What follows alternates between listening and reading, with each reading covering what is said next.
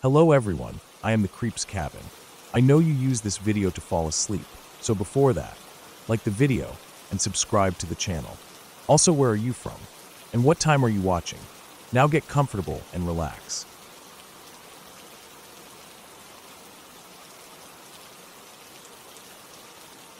I was 12 when my family took a trip to rural Victoria for my grandpa's bluegrass festival.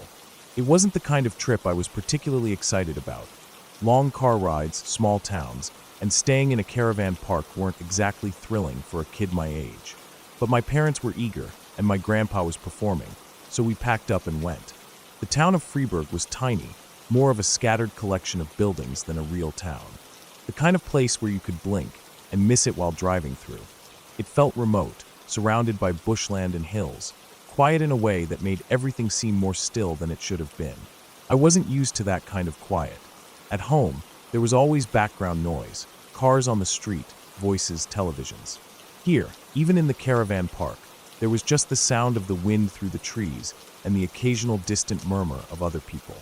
We didn't have a caravan, so my parents rented a small cabin.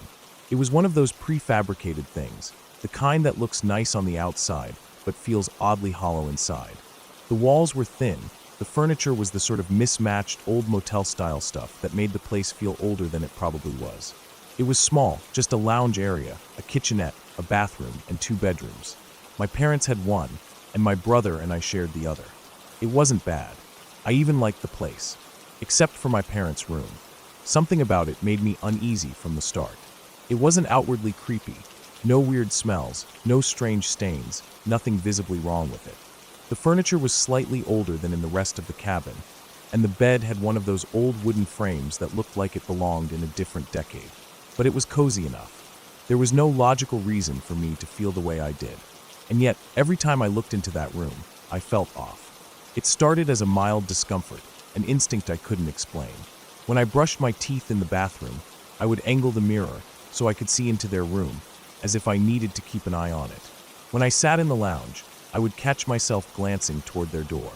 Even when I was in the jacuzzi, trying to enjoy the novelty of it, my eyes kept drifting to their room. I don't know why. I just knew I didn't like it. But I was 12. I didn't question things too deeply back then. I figured I was just being weird, or maybe I was spooking myself for no reason. So I ignored it. The nights in the cabin were quiet. Too quiet. I didn't sleep well there. The silence pressed against my ears, made the faintest sounds seem louder than they should have been. The creaks of the walls settling, the rustle of the trees outside, the occasional thump from the cabin shifting in the cold night air.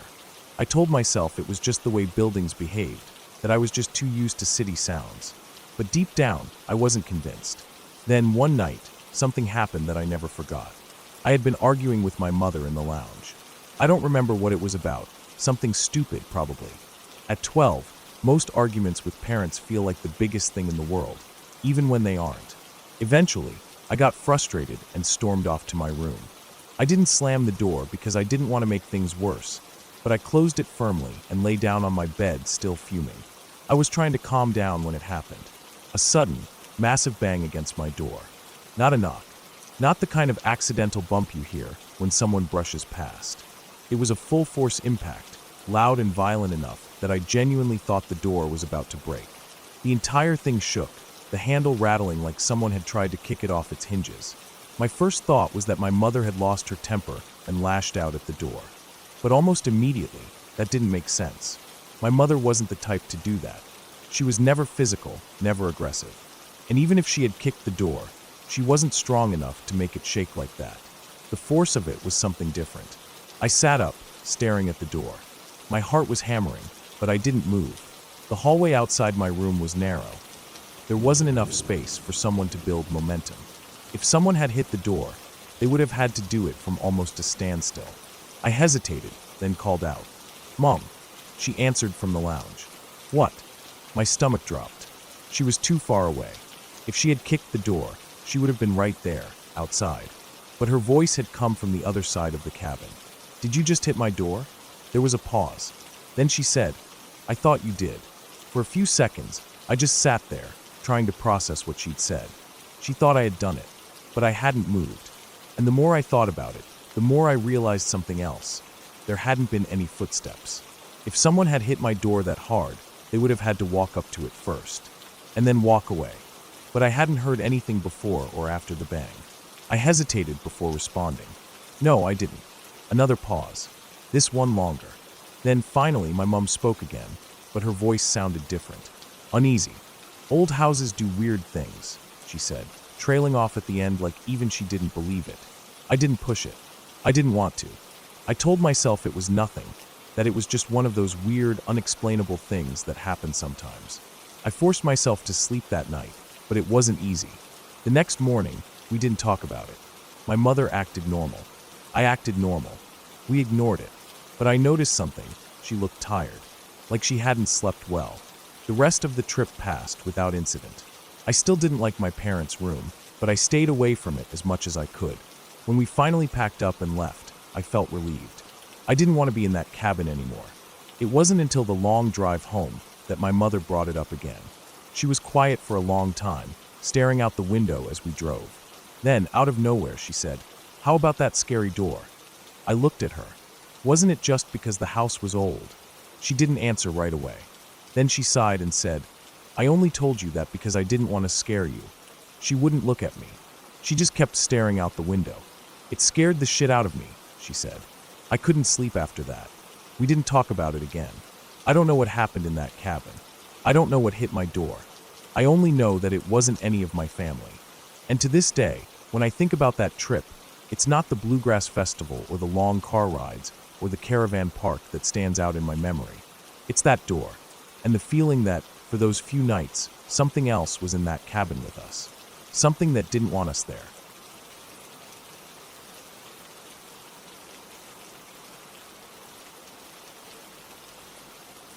I remember it like it happened yesterday, but in reality, it's been a few years. 3 or 4, maybe. I was in my first year of college, studying photography. It wasn't anything special, just a course to get through, while I figured out what I really wanted to do. Back then, my nights were mostly spent editing pictures, watching random videos, or scrolling through my phone until I got tired enough to sleep. I was never the type to go to bed early, and neither was my mom. She had a habit of dozing off on the couch while watching TV, waking up sometime past midnight to drag herself upstairs. That night was no different. It was around 1 in the morning, maybe a little past. I was in my room, headphones in, music playing loud enough to block out any background noise. I liked it that way. It kept me focused. I was probably looking through pictures I had taken earlier that day, deciding which ones were worth keeping. Everything felt normal. Nothing seemed off. Then I heard something. At first, it was faint, just a soft rustling sound coming from downstairs. My brain barely registered it. It was common for my mom to rummage around the living room if she'd left something behind before heading to bed. Sometimes she forgot her phone, sometimes her reading glasses. I figured that was all it was and kept scrolling. But the sound didn't stop. It got closer. I paused my music and pulled off my headphones, listening carefully. The rustling had turned into more of a shuffling sound, like someone moving cautiously, trying not to make too much noise. That's when a weird feeling crept up my spine. My mom was clumsy when she was tired. If she was looking for something, she'd be knocking things over, muttering under her breath, or sighing in frustration. This wasn't that. I sat up, staring at my closed door. Then my dad's voice broke the silence. He was coming out of the bathroom, and his voice was sharp, serious. He asked if I was in my room. I answered immediately, and that's when it clicked. Someone else was downstairs. My dad must have realized it at the same time because he didn't hesitate. He ran, and I ran with him. We bolted down the stairs, hearts pounding, and the second we hit the living room, we saw it. The window. One of the side windows had been pried open, just enough for someone to squeeze through. The cold night air was seeping in, and the curtain was still shifting slightly from where it had been pushed aside. The living room was a mess, drawers open, things missing. My mom's Kindle gone, my wallet gone, my dad's work laptop gone. But none of that was what made my stomach drop. On the floor, right near the couch, was the stand where my dad kept his katanas. One of them was missing. I looked around wildly, expecting to see someone still there, but the place was empty. The intruder was already gone. He must have slipped out the window the second he heard us coming. That's when it hit me. I had been this close, this close, to walking down the stairs to check on what I thought was my mom. If I had done that, I wouldn't have been expecting anything. I wouldn't have even been looking for an intruder. I would have walked straight into the living room, maybe even spoken out loud. And he had a weapon. Not just any weapon, but a katana. Something that could cut deep with a single swing. The thought made my blood run cold. If he had been standing in the darkness, gripping that katana, waiting for one of us to come down, I might not have stood a chance. He could have slashed at me before I even understood what was happening. My body might have been left at the bottom of the stairs, bleeding out, all because I assumed it was just my mom moving around. I wasn't scared in the moment. I don't really react that way, not even in dangerous situations. But I felt it afterward, the weight of it, the realization. My dad didn't even think. He went straight out the front door, looking for the guy. I wanted to follow, but I also knew how reckless that was. What if the guy was still close? What if he had other weapons? But my dad wasn't the type to let something like this slide. And then somehow, he actually found him. The guy wasn't running. He wasn't panicking. He was just walking, carrying some fishing gear he had stolen from a neighbor's shed. My dad, still running on pure adrenaline, confronted him, demanding answers. But the guy was quick with an excuse. Said he was just out for some late-night fishing. With the gear in his hands, it seemed plausible, at least on the surface. But my dad knew. He knew this was the same guy who had been inside our house just minutes ago. There wasn't much he could do in that moment, though. It was just him and the thief, and while my dad wasn't afraid of a fight, he wasn't about to risk his life over a work laptop and some stolen gear. So he let him go, but not without memorizing his face. A few days later, something unexpected happened. My dad had already gone to the police, filed a report, done what he could. But then he went to see a friend of his, a guy who worked at a local shop.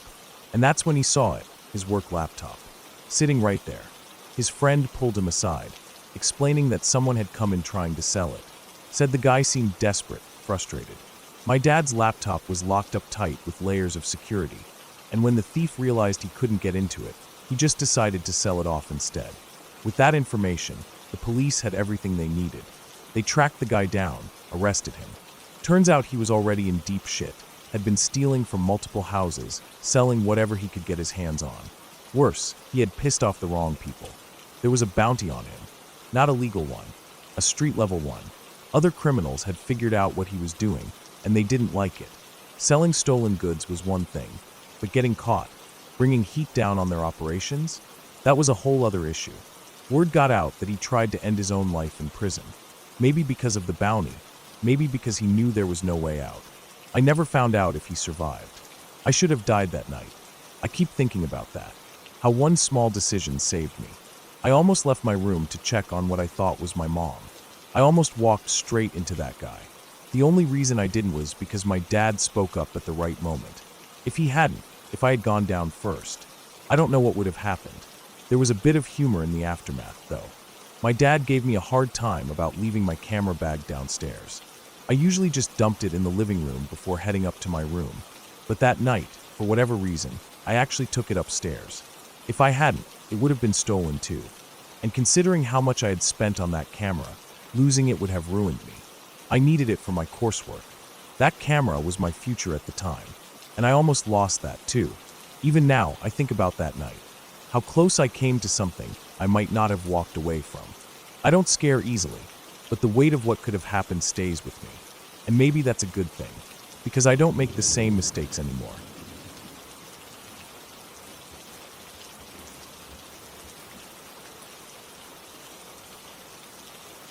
The smell of pine needles and damp earth filled the air as I stepped out of the van.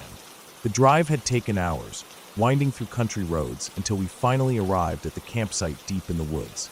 The other boys were already unloading their gear, chatting excitedly, while the adult leaders gave instructions about setting up camp.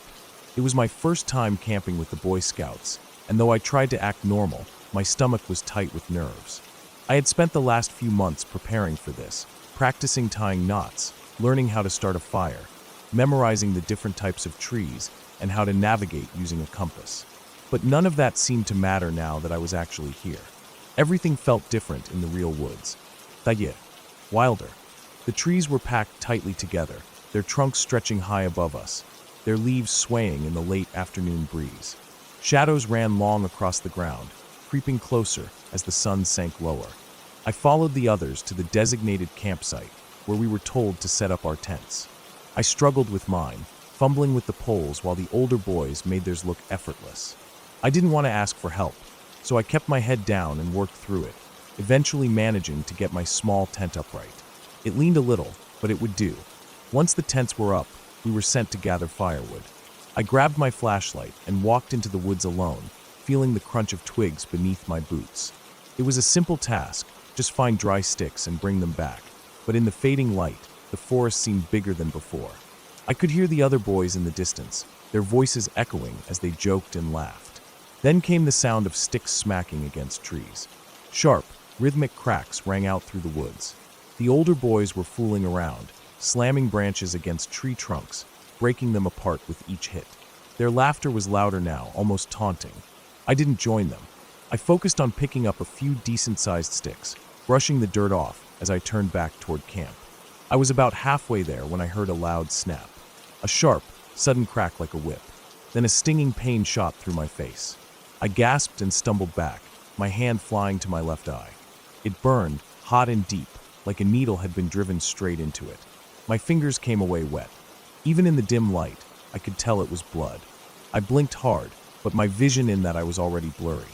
It took me a second to realize what had happened. A piece of wood must have snapped off when they hit the tree, flying straight toward me. It had hit just beneath my eye, puncturing my eyelid, scraping against my eyeball. Panic surged in my chest. I had to get back to camp. I turned, but the trees looked the same in every direction. My eye was throbbing, my vision distorted. I wiped at the blood, but it wouldn't stop. My heart pounded in my ears. Then I tripped. My foot caught on a root, and before I could react, I hit the ground hard. My knee slammed into a rock, and a sharp branch scraped against my arm. The impact sent another jolt of pain through my eye, making my head spin. I screamed, not just from the fall, but from fear. I was hurt, bleeding, lost in the woods, and I couldn't see properly. The darkness was creeping in fast, and I had no idea how far I was from camp. My breath came fast and shallow. I tried to push myself up, but my knee buckled beneath me. Then, through the ringing in my ears, I heard footsteps. Someone running, branches snapping underfoot. A shape appeared in the dim light. One of the boys. Not one of the ones with the sticks. Someone else. He saw me on the ground and hesitated for only a second before turning back toward camp, yelling for the leaders. I stayed where I was, pressing my hand to my eye, willing the bleeding to stop. The pain had settled into a dull, deep ache. I felt lightheaded. The trees seemed to sway around me, their shadows stretching and shrinking in my blurred vision. Then the leaders arrived. One of them was a doctor, and the moment he saw me, his face tightened. He knelt beside me, checking my eye, asking if I could see. I could still make out shapes, though everything was smeared and watery. Blood had soaked my shirt collar. "We need to get you to a hospital," was all I heard before strong arms lifted me off the ground. The walk back to camp was a blur. The doctor led me to one of the cars, telling the other leaders what had happened. They laid me across the back seat, pressing a clean cloth against my eye to slow the bleeding. The drive to the nearest emergency room took forever. The road was bumpy, and every jolt sent fresh pain through my head. My thoughts were scattered. I kept blinking, afraid that if I closed my eyes for too long, I wouldn't be able to open them again. By the time we got there, I was lightheaded. My fingers felt numb. They helped me into the hospital, where I was placed in triage, still bleeding, still waiting. 30 minutes passed. Then an hour. Then another. 8 hours later, I was still sitting there, blood rushing out of my eye, barely able to keep myself upright. I could hear the beeping of machines, the murmur of nurses talking in the distance, but no one came for me. I had been given nothing for the pain, nothing to stop the bleeding. The white walls around me seemed to tilt, moving in slow, lazy circles. At some point, exhaustion won. My head slumped against the chair, and I fell asleep. When I woke up 2 hours later, they were finally ready to treat me. The procedure itself was quick, just 30 minutes, but I barely registered it. I was drained, barely able to keep my eyes open. Afterward, they told me I needed to see a specialist, an eye surgeon. I don't remember much of the ride home, only the dull, dragging pain in my skull and the weight of exhaustion pressing down on me. The specialist delayed a surgery just to see me. Appointment after appointment followed, stretching over 3 months. I sat through eye exams, checkups, tests to make sure my vision hadn't been permanently damaged. Somehow I got lucky. Despite everything, I still had 20/20 vision. No permanent damage. It could have been worse.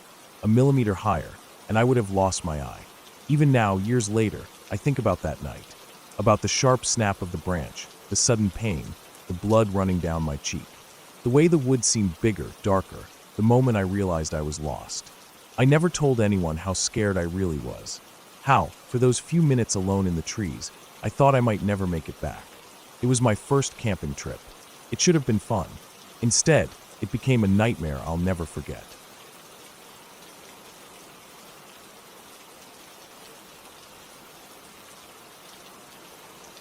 There was no single moment that defined our years in law school. It wasn't a single class, a particular case we studied, or even the day we would one day sit for the bar. Instead, it was a slow, grinding process. Long nights of reading through endless pages of legal texts, mock trials that turned friends into adversaries, and a constant, unshakable pressure that seemed to settle on all of us like a second skin. It was just part of it. Stress wasn't something to complain about. It was something to survive. I lived with a few classmates in an apartment close to the university. It was a decent place, nothing fancy, but it was home. The walls were thin, the furniture mismatched, and the kitchen was constantly filled with unwashed dishes from late-night study sessions. But we had each other. That counted for something. Then there was her, a close friend, practically part of the household. She technically had another apartment where she was officially registered, another place full of law students, but she spent most of her time with us. Her boyfriend lived in our apartment, so in every way that mattered, so did she. It was just another evening, one of countless others. We had dinner together, sitting around our cluttered kitchen table, plates half filled with whatever easy meal someone had managed to throw together. The conversations were the same as always: complaints about our professors, arguments over cases, jokes that only law students would find funny. Even our stress had become a kind of routine. After dinner, she started getting ready to go back to her other apartment. She didn't always go. Most nights, she just stayed. But that night, she had planned to leave. Then her phone rang. I remember the moment perfectly, not because I knew what was coming, but because of how normal everything felt right before. She picked up the call, still moving around the room, probably expecting some minor, forgettable conversation. But then something changed. Her face crumpled. She covered her mouth with her free hand, and her entire body tensed. Then the sobs came, deep, gut-wrenching ones, the kind that make your chest feel hollow just hearing them. We all froze. Someone asked what was wrong, but she was crying too hard to answer. Finally, when she managed to speak, her words hit like a punch to the stomach. One of her roommates had hung himself in his room. Another roommate had found him. Just like that, the entire night changed. We knew him.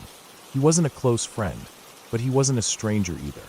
He was older than us, already past the usual law school years, preparing for the bar exam. He always seemed serious, always buried in books. In hindsight, maybe that should have been a sign. But at the time, we all just thought, that's what it takes. We were all doing the same thing. The news spread fast. Within hours, everyone in our year had heard. The law school was shaken.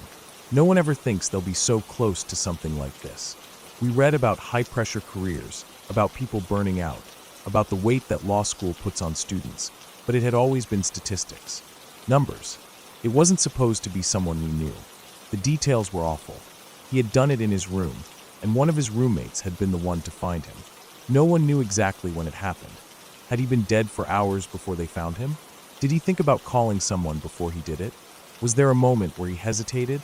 Those questions ran through all of our minds, but there were no answers. The university made a statement. They brought in counselors, sent emails about mental health resources, but it all felt too late. The pressure wasn't new. We had all been drowning in it for years. This was just the first time someone we knew had sunk completely. For the next few days, the mood in our apartment was different. None of us said it outright, but we all felt it. The usual stress, the late nights, the exhaustion, it all felt heavier now. I don't think any of us admitted it, but there was a quiet, unsettling realization. It could have been any one of us. The way we lived, the way we pushed ourselves, the way we ignored every warning sign of burnout, because that's just what law school demanded. This was where it could lead. We weren't special. We weren't immune. And the worst part, he wasn't the only one. As time passed, we heard about more. Some didn't succeed. A student who tried to jump from the third floor of the law building. Another who had overdosed, but was found in time. The whispers spread, but no one knew how to talk about it. It wasn't just about grief. It was about fear. Fear that we were all walking a line too thin to see. That the stress we brushed off as normal wasn't just stress. It was something darker, something that could take any one of us if we weren't careful. The funeral came and went. His family was there. I couldn't bring myself to approach them. What would I say? That I was sorry. That I wished I had known him better. That I wished we had all done something different. After that, things slowly settled. Not back to normal. There was no normal anymore, but back to routine. Classes didn't stop. Exams didn't wait. Life kept going whether we were ready or not. But something had changed in me. I started noticing things more. The dark circles under my classmates' eyes. The way some of them barely ate. The way laughter had become rare. The way we all walked around like we were carrying something too heavy to put down. We used to joke about the stress. Now it wasn't funny anymore. Some of us talked about what happened. Some of us didn't. But no one forgot. I wish I could say there was some big realization at the end of it all. Some moment where we all figured out how to balance things. Where we promised to take care of ourselves. Where everything got better. But life doesn't work like that. What I do know is that we tried. We checked in on each other more. If someone disappeared for too long, someone else would ask why. We didn't joke about skipping meals anymore. If someone was struggling, we noticed. And slowly, painfully slowly, I started to understand something. We weren't weak for feeling overwhelmed. We weren't failures for struggling. Law school had made us think that stress was just part of the deal, that breaking under the weight meant you weren't good enough. But that wasn't true. It wasn't about being strong enough to handle everything alone. It was about knowing when to ask for help. Some of us made it through. Some of us didn't. And that's something I'll carry with me for the rest of my life.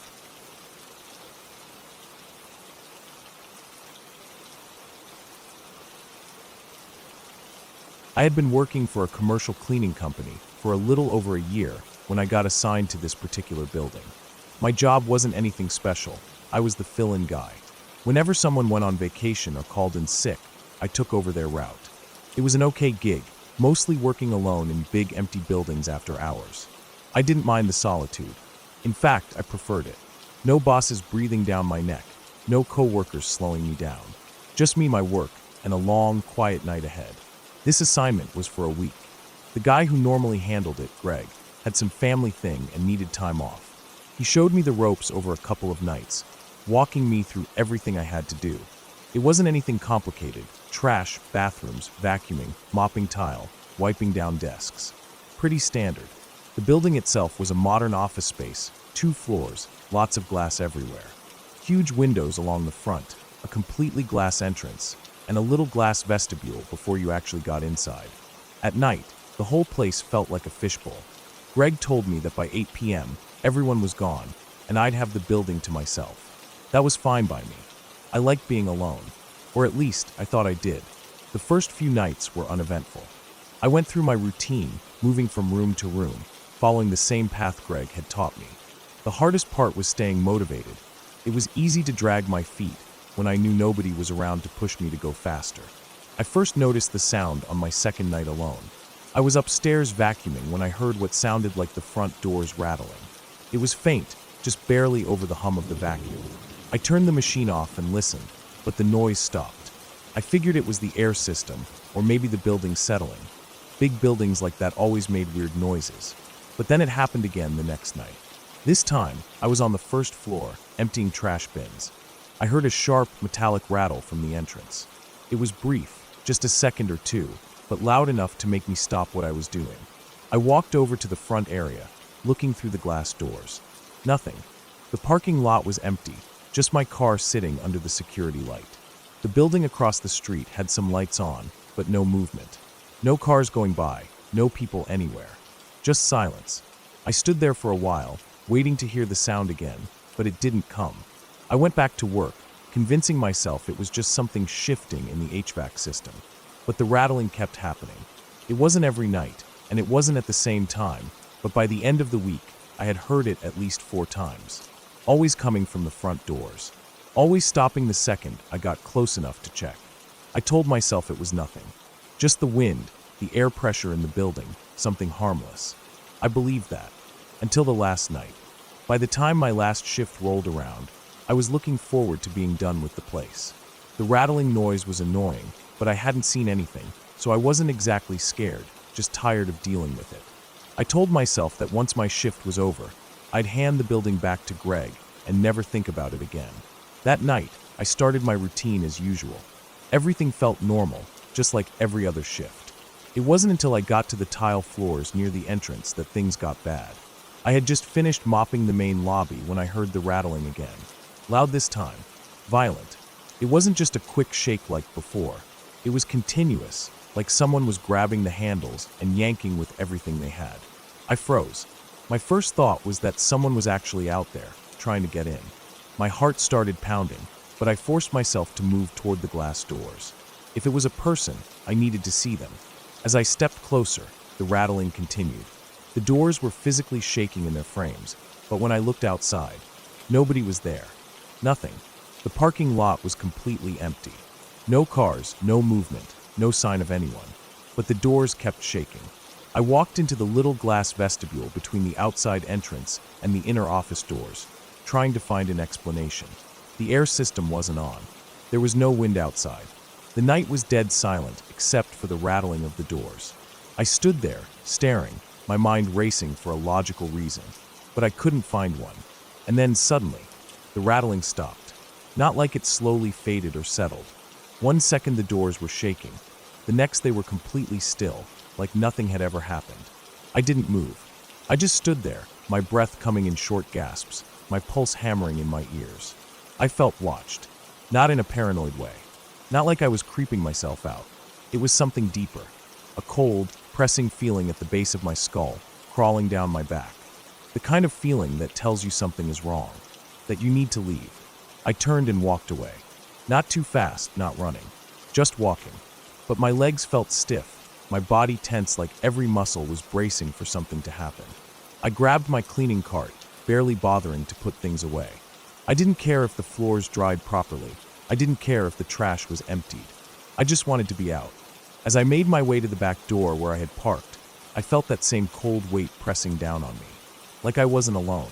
Like something was standing just behind me. I didn't look back. I reached the door, stepped outside, locked it behind me, and walked straight to my car. I got in, locked the doors, and sat there for a second, hands gripping the wheel. I looked up at the building. The front entrance was still and silent. The glass reflected nothing but the parking lot lights. But I couldn't shake the feeling. Something had been there. I turned on my car and drove away without looking back. The next day, I told my boss I wasn't taking shifts in that building anymore. I didn't explain why. I didn't want to. I just told him I didn't like the place. He didn't argue, and I never went back.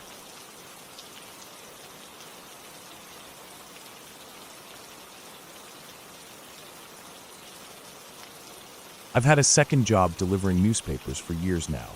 It's not glamorous, but it's good money for just a few hours of work each morning, and I don't mind the quiet. I start at 2 a.m., drive through mostly empty streets, and toss papers into driveways. Most of the time, it's uneventful, just me, the car, and the sound of tires rolling over asphalt. But every now and then, I see something strange. I've come across stolen cars dumped in ditches, their doors wide open, the insides picked apart. I've driven past bonfires in the middle of nowhere, surrounded by kids who scatter as soon as they see my headlights. I've had to deal with aggressive dogs chasing my car, drunks wandering the streets, and once, a completely naked man walking down the highway in the dead of night. None of it has ever really scared me. Weird, sure, but I've always been able to just drive away. But one morning, something happened that stuck with me. At the time, I didn't think much of it. It was just another oddity on my route, another story to tell. But over the years, as I've thought back on it, I've realized just how close I came to something very dangerous. It was sometime between 3 and 4 a.m. on a Saturday. The roads were dead, not another car in sight. I was driving along a back road just outside of town, the kind of place where the streetlights end and the houses sit far apart. Most of the properties had long driveways leading to houses hidden behind trees or set back in fields. That's when I saw it. The car was pulled off to the side of the road, partially in the ditch. Right away, I could tell something was off. Even from a distance, it looked abandoned. The hubcaps were missing, 2 tires were flat, and the whole thing was coated in mud. The front end was smashed in, the number plates barely hanging on. It had the look of a stolen car, one that had been dumped here after a joyride gone wrong. I slowed down, passing it once before pulling over and reversing back. The first thing I noticed was the steering column. It was completely busted open, wires hanging out where the ignition should have been. The car was filled with junk, empty bottles, fast food wrappers, and what looked like a pile of clothes in the back seat. I rolled my window down and grabbed my phone. I've reported stolen cars before, and usually the local police pick up right away. I dialed their number and let it ring. No answer. That was strange. I hung up and tried again. Still nothing. I kept an eye on the trees lining the road. There was nothing but darkness beyond the reach of my headlights, but something about it felt wrong. Like I wasn't alone. I called again. The phone rang and rang, but no one picked up. Then I heard it. A single footstep in the bush. Not an animal. Not the rustling of wind through the trees. A person. I went completely still, my grip tightening on the phone. The sound had come from just beyond the ditch, in the thick undergrowth where the trees started. One footstep, then another. Slow, deliberate. I didn't turn my head. I didn't move at all. I just listened. Crunch. Whoever it was, they were close. Maybe 20 feet away, just out of sight in the darkness. My heart started pounding. My first thought was kids, maybe teenagers messing around, the same ones who had stolen the car in the first place. But something about the way they were moving felt wrong. They weren't laughing or whispering. They weren't running away. They were just standing there, watching. I didn't wait. I hung up the phone, put the car in drive, and pulled away. I told myself I was being paranoid. It was probably just some kids hiding out in the bush, waiting for me to leave so they could come back. Maybe they'd been sleeping in the car, and I'd scared them. Still, I had a few deliveries left in the area, and an idea popped into my head. I'd finish up, then come back over the hill with my lights off. If they were still there, I might catch them in the act. It took about 10 minutes to finish my last few drops. By the time I circled back, the road was just as empty as before. I killed my headlights as I approached the hill, coasting in the dark. At the last second, I flicked them on. Nothing. I expected to see figures running, shadows moving through the trees. But the car was exactly the same, sitting in the ditch untouched. The woods were still. I pulled a slow U-turn behind the car, sweeping my headlights across the trees. Nothing. I told myself I'd imagined it. The wind. An animal. Anything but a person standing there in the dark, watching me. I drove away and a few minutes later, finally got through to the police. They thanked me, said they'd send someone out, and mentioned the car had been missing for over a week. The owners would be happy to get it back. I told them about the footsteps, that whoever had stolen the car was probably still nearby. They said they'd check it out. The next night, I walked into work at 2 a.m. as usual. The newspapers were stacked up, ready to be wrapped and delivered. I grabbed the first bundle, pulled off the rubber band, and unfolded the front page. And there it was, a full-color photo of the same car, but this time, it was nothing more than a burned-out husk. I scanned the headline. The car had been torched sometime after I reported it. But that wasn't what made my stomach drop. They'd caught the guy responsible. He hadn't been some kid joyriding. He was an armed criminal. A one-man crime spree, as the article put it. He'd been wanted for weeks. And when the police had gone out to check on the car, they found something in the bush nearby. A stolen safe cracked open. He'd been hiding there the whole time, waiting. I stood in the delivery room, the newspaper in my hands, feeling my stomach twist. If I'd stuck around a little longer, if I'd decided to check the trees myself, if I hadn't driven away when I heard those footsteps, I don't like to think about how that might have ended. The police never seemed too interested in my photos of the car before it burned. They had the guy, and that was enough for them. But I kept them anyway, saved on an old phone somewhere. Every now and then, I find myself looking at them. At the car, sitting in the ditch, empty. At the dark line of trees just beyond it. And I wonder if he was looking back.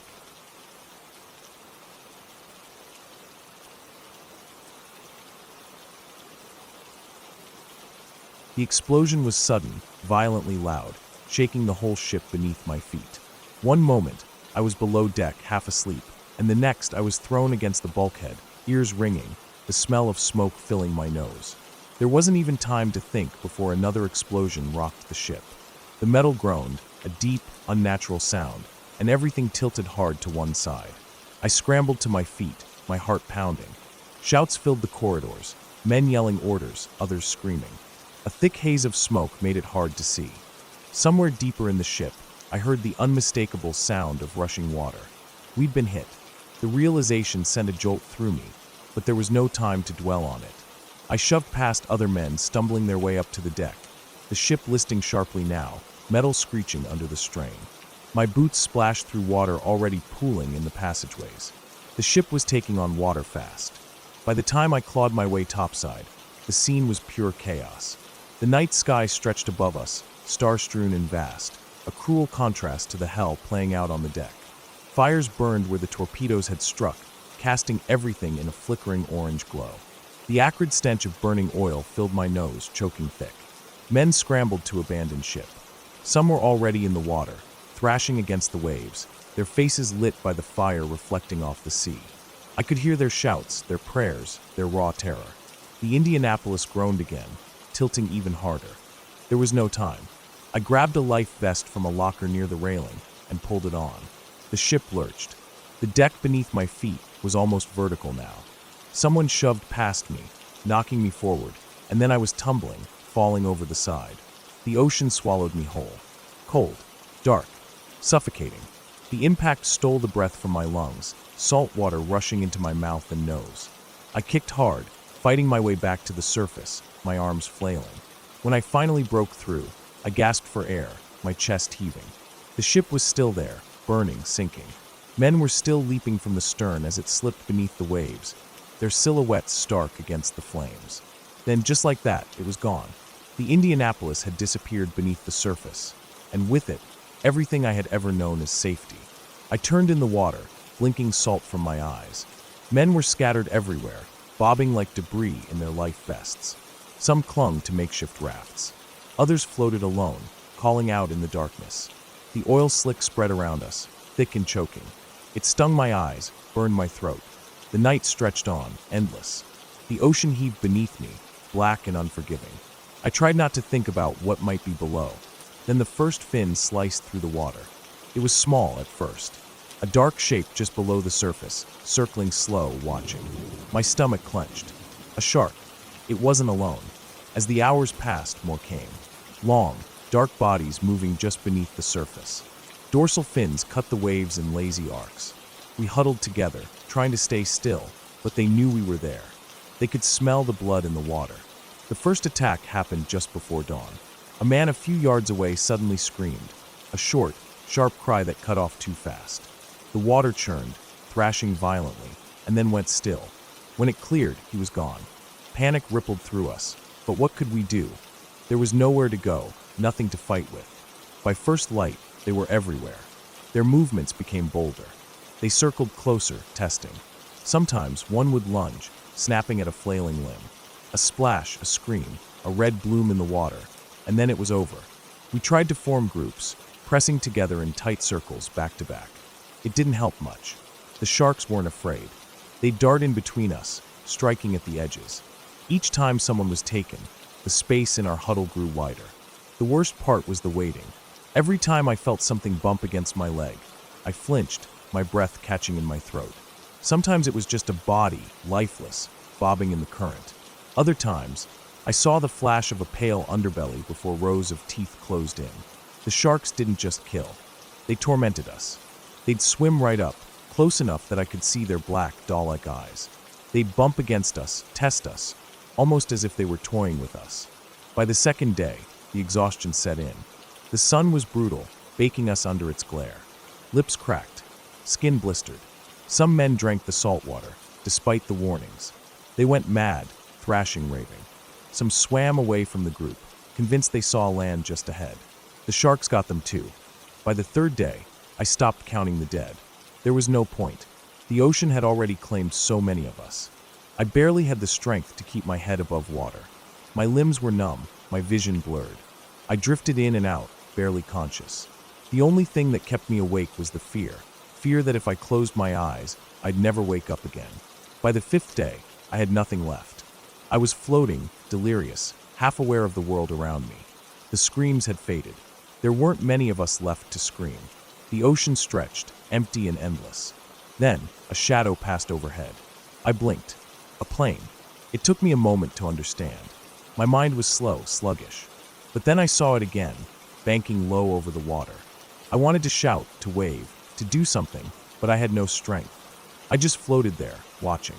The plane circled again, then disappeared. I barely had time to register the despair before, hours later, another shadow appeared on the horizon. A rescue plane. I didn't even feel the arms that hauled me from the water. I didn't hear the voices, the shouted orders. My body had given up long ago. I only knew dimly that the nightmare was over. Out of 1,100 men, only 316 survived. The sharks took the rest.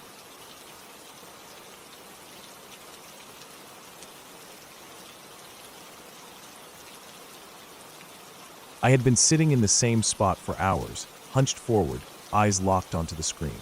The glow of the TV was the only light in the room, casting sharp shadows against the walls.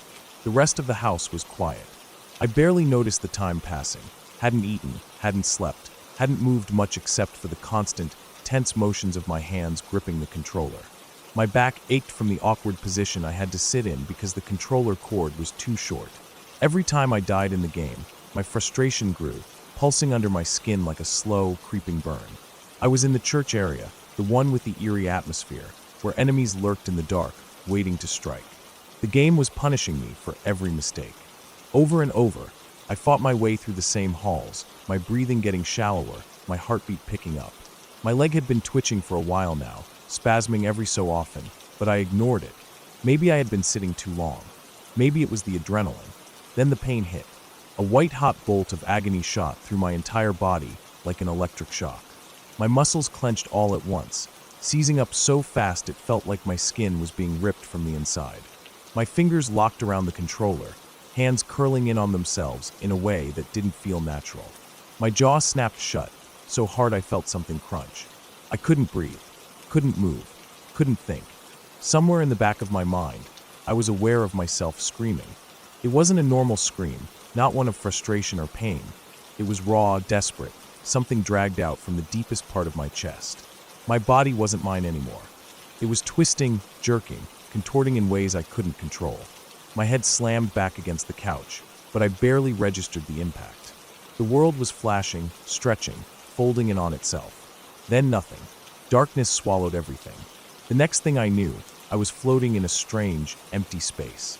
No sense of time, no pain, just a void, weightless and cold. Then voices, distant, muffled, like they were coming through thick walls. Something pressed against my face, something plastic, tight, forcing air into my lungs. My body felt like it was made of lead, unmovable, heavy, foreign. My tongue felt wrong, swollen, thick in my mouth. I tried to open my eyes, but there was nothing, just blackness. Panic hit like a punch to the gut. I was awake. I was here, but I couldn't see. I tried to move my hands, but they were strapped down. No, not strapped. Just weak, unresponsive, lying at my sides like dead weight. I struggled to focus, to latch onto something real, something solid. The voices were clearer now. I recognized them. Familiar tones, familiar patterns. My family. But I couldn't see them. I couldn't see anything. The beeping of a machine filled the air, steady, rhythmic. Hospital. I was in a hospital. The realization came slowly, breaking through the thick haze in my mind. My head throbbed, my body ached, my mouth was dry. My jaw hurt. A sharp, pulsing pain ran through my tongue, and when I swallowed, I could taste blood. Someone touched my arm. A warm pressure. I knew the shape of that hand. My mom. I tried to say something, but my tongue felt too thick to form words. The effort alone drained me. I drifted in and out, slipping between moments of lucidity and exhaustion. Time was meaningless. Sometimes the voices were clear, sometimes they blurred together. A hand on my forehead, a shift in the bed, machines clicking and beeping. I was barely holding on to reality. Sometime in the night, I surfaced again. My body still felt heavy, but the darkness had changed. It wasn't absolute anymore. It wasn't empty. Faint shapes swirled at the edges of my vision, barely there, like shadows moving through thick fog. I blinked. At least, I thought I did. It was impossible to tell. The darkness was thinning, pulling away in slow, uneven layers.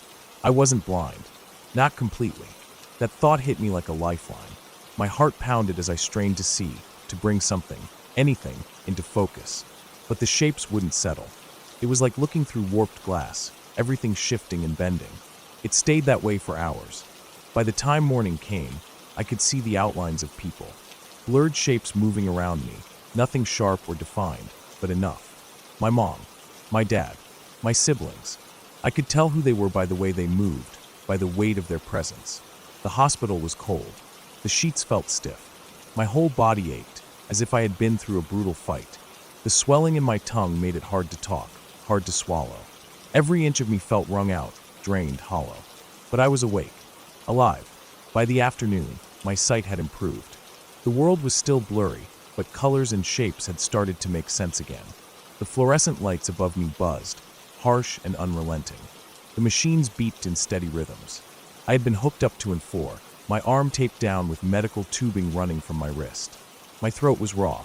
My jaw ached with a deep, dull pain. The doctors came and went, checking my vitals, asking questions I barely had the energy to answer. They explained things, but the words slipped through my mind like water through cracked fingers. I caught bits and pieces: dehydration, exhaustion, neurological tests. I was lucky. It could have been worse. By evening, I was sitting up. They brought a wheelchair. My body still felt weak, muscles sore from whatever had happened, but I was stable, ready to leave. The hallway outside my room was too bright, too sterile. The wheels of the chair squeaked softly as they pushed me toward the exit.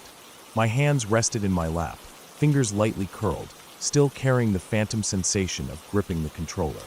The thought of playing the game again made my stomach twist. The hospital doors slid open, and cool evening air rushed over my skin. The world outside was too big, too open, too real.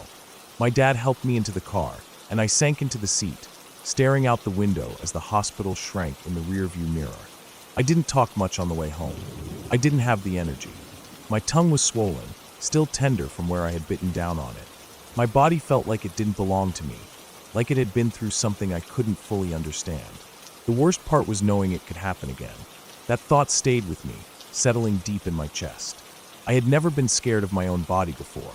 Never felt this sense of betrayal, this deep, lingering unease.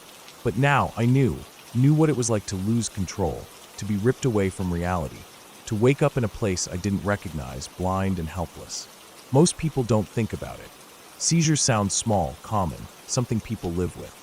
But they don't understand what it feels like to have your own body turn against you, to be swallowed by pain and confusion and wake up somewhere unfamiliar.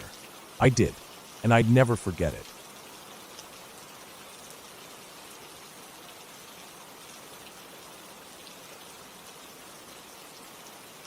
This time last year, I got a phone call from my dad at 9:30 p.m.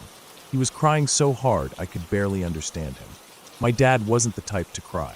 In fact, I could count on one hand the number of times I'd ever seen him cry in my life, and each time had been over something devastating. This was different. His voice cracked, and he was gasping between sobs. I had to keep telling him to slow down, to breathe, but he was completely lost in it. I could hear the sheer terror in his voice. He wasn't just sad, he was afraid. After a few minutes, I managed to get him to calm down, just enough to tell me what was wrong. He kept saying he saw something, but when I asked him what, he wouldn't answer at first. His breathing was ragged, almost like he had just run a marathon. I waited, listening to him try to gather himself, and then finally he said it. "I saw my mother," he told me. I sat in silence for a moment. His mother, my grandmother, had died in 2010. She had spent her last days in that house, in the living room, lying in a hospital bed that had been set up for her so she could pass at home. That was almost 14 years ago. He told me he had been sitting in his recliner, watching TV, when he saw movement out of the corner of his eye. He turned his head, and there she was. Not some shadow, not a trick of the light. He saw her standing there, looking just like she did when she was alive, right there in the living room. Then he told me what she said. "I'll see you soon." I didn't know what to say to that. I had no idea how to respond. My dad had always been skeptical of anything supernatural, and I had never heard him talk about ghosts or spirits in a serious way before. But he was serious now. He was terrified. I knew my dad had been sick for a while. It wasn't something new. He'd been dealing with stomach problems for months, maybe even longer. He didn't like talking about it, and he brushed off my concerns every time I asked. He couldn't stay out of the bathroom for more than 10 minutes at a time, and he always seemed tired, like he hadn't slept well in years. He looked thinner, his face a little sunken, but every time I tried to get him to see a doctor, he refused. He was scared of hospitals. More specifically, he was scared of needles. I had been trying to push him to go, to get checked out, to find out what was wrong, but he was stubborn.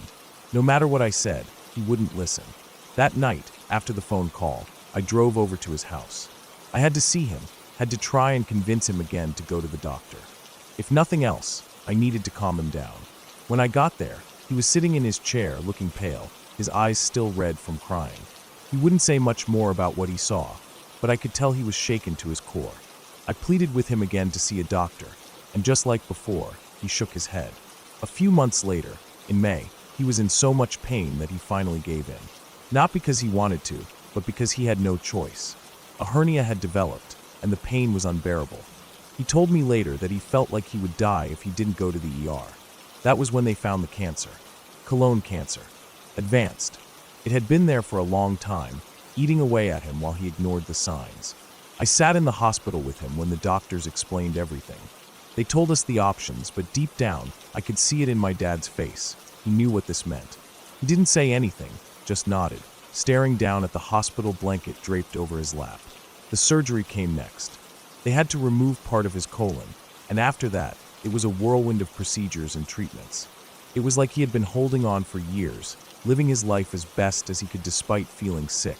And then the moment he went under the knife, it all started to fall apart. The decline happened so fast it didn't even feel real.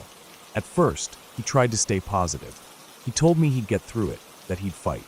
He was never the kind of person to give up. But as the weeks passed, it got worse. He started getting confused, not remembering things the way he used to. He was weaker than I'd ever seen him. By September, it felt like he wasn't even my dad anymore. He was convinced that we, his family, the people who loved him, were trying to kill him. He would stare at us with a mix of anger and fear, his once familiar face twisted into something unrecognizable. He screamed at us. He accused us of poisoning him. He thought we were holding him against his will. Watching him deteriorate like that was worse than anything I had ever experienced. Cancer didn't just take his body, it took his mind. It took everything he was. And then, just like that, he was gone. I remember the last time I saw him alive. I remember how frail he looked, how small he had become. This strong, stubborn man who had always been larger than life to me was now just skin and bone, barely able to keep his eyes open. When he took his last breath, the room was silent. Just me and him. There was no peace in that moment. No relief. Just emptiness. Looking back, I think about that phone call. I think about the fear in his voice, the way he sobbed like a man who knew something was coming for him. Did he know? Was it just his mind playing tricks on him? Or did he truly see something that night? I don't know. I don't think I ever will. But what I do know is this. Life can change in an instant. One day you're fine, pushing through, ignoring the signs, telling yourself you'll be okay. And then suddenly you're not. I wish my dad had gone to the doctor sooner. I wish he hadn't been so afraid of the tests, of the needles, of the answers he didn't want to hear. Maybe things would have been different. Maybe not. What I do know is that the scariest thing in life isn't ghosts or spirits or things we can't explain. It's the things we can explain. The things we ignore until it's too late. It's our own bodies turning against us. It's time slipping away. And it's the realization that, in the end, we never really know when our time is going to run out.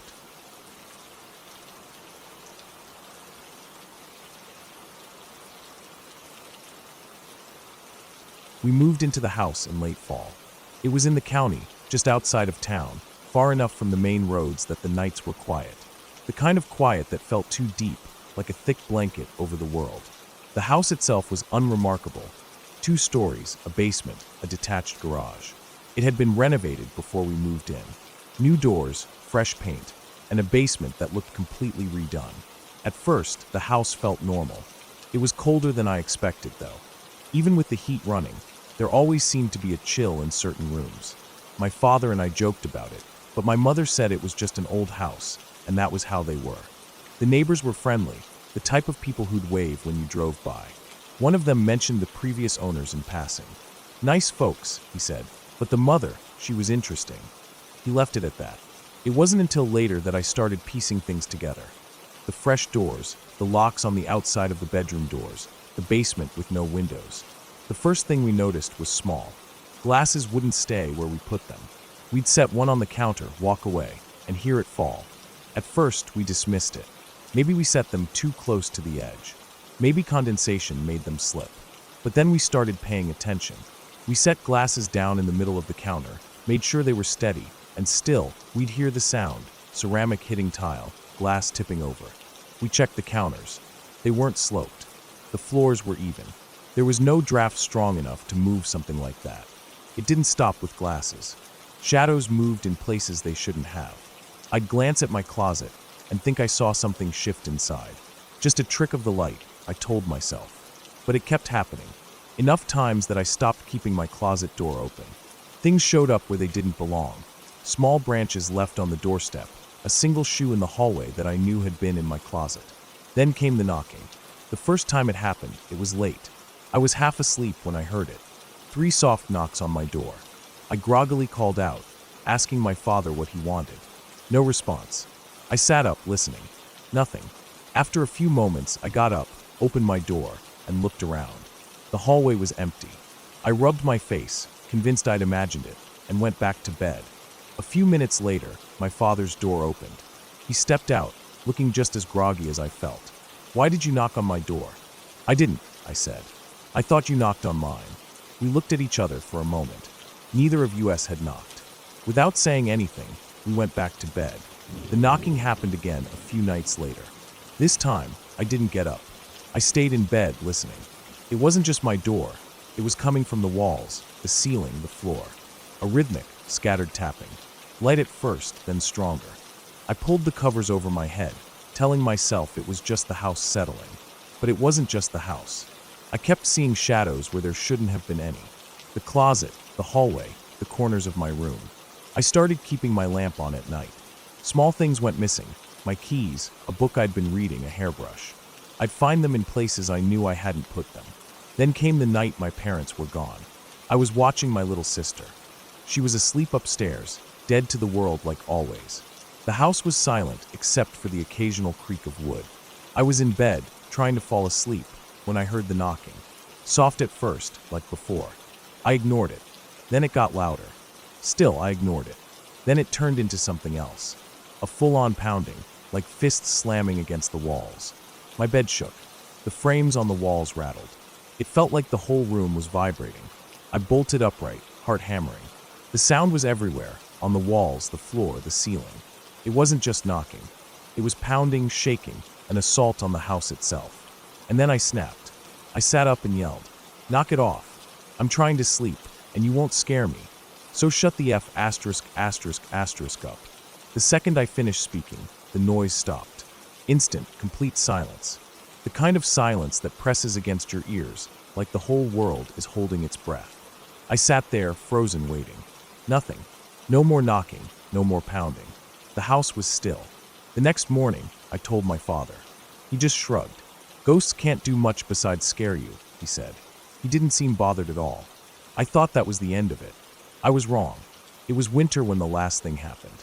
Snow covered the ground in thick layers, softening the world. We'd gone into town for groceries. On the way back, we noticed something strange. A trail of footprints in the snow. They started at the road and led straight to our house. Just one set. No signs of anyone walking away. No car tracks. Just footprints leading to our front door. We followed them, our boots crunching in the cold. The prints were fresh. The snow around them was untouched, crisp. Whoever had made them had walked right up to our house and then disappeared. There were no footprints leading away. We checked the door. It was locked, same as we had left it. No signs of forced entry. We looked around the house, checked the backyard. Nothing. The snow in the backyard was pristine. No footprints. No disturbances.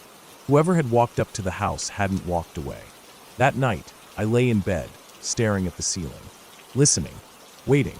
I never heard the knocking again. But I never felt alone in that house. Not once.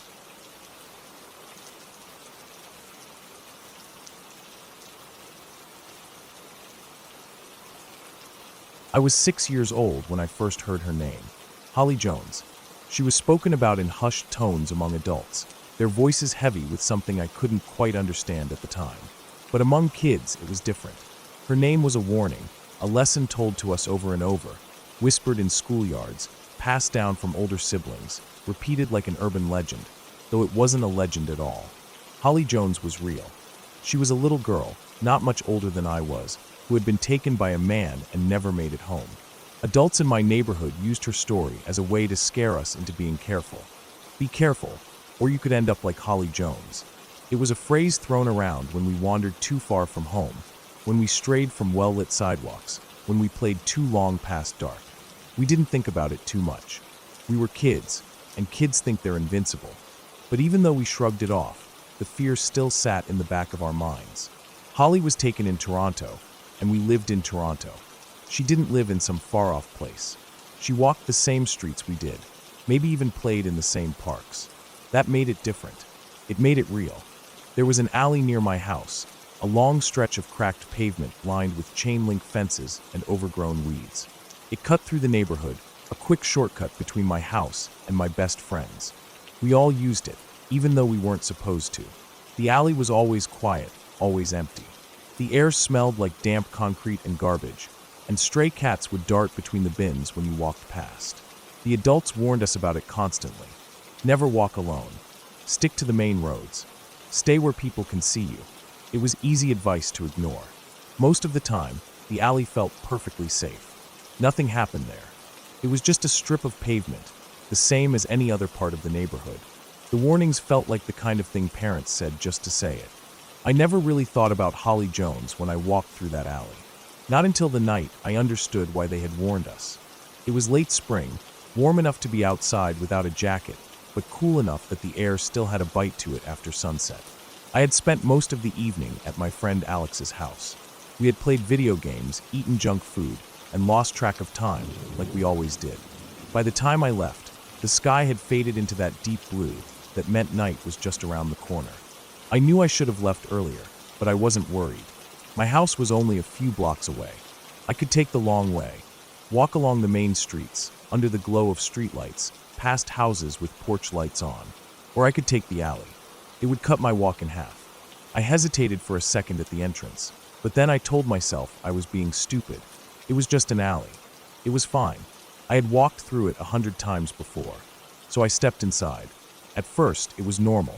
My footsteps echoed softly, the sound bouncing off fences and brick walls. I passed garbage bins, broken glass, a rusty bike missing its front wheel. The air smelled like oil and something rotting. Halfway through, I started feeling uneasy. Not because of anything I could see, just something in the air. That weird, instinctive feeling that tells you something isn't right. I kept walking, but my steps slowed. I glanced over my shoulder. Nothing. The alley was empty. I turned back, and that's when I saw him. A man, standing at the far end of the alley. At first, I couldn't tell if he was looking at me. He was just a shadow against the streetlights beyond, standing still. Waiting. I stopped walking. Something felt wrong. Most people, if they saw a kid walking alone, wouldn't just stand there. They'd keep walking. They wouldn't linger. He wasn't moving. I felt my stomach twist.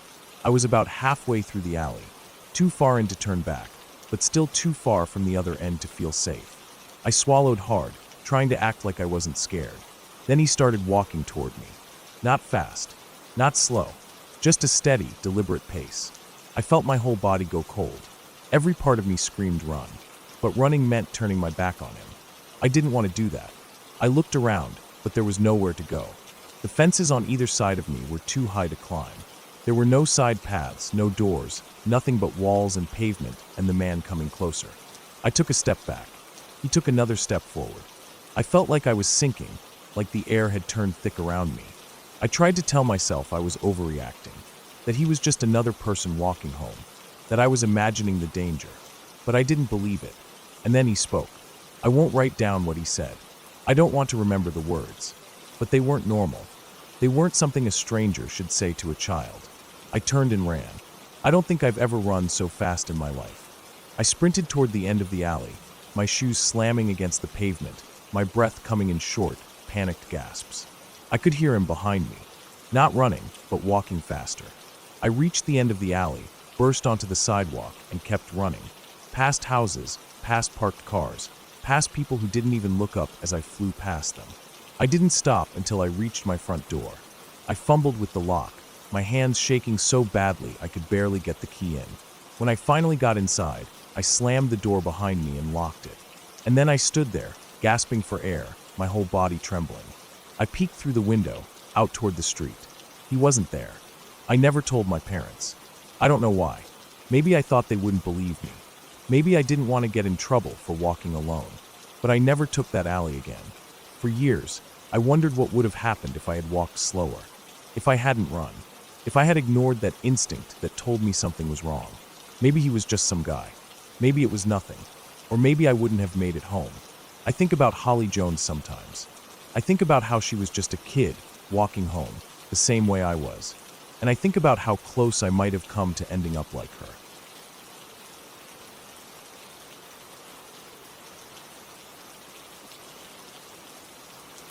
That morning felt like any other.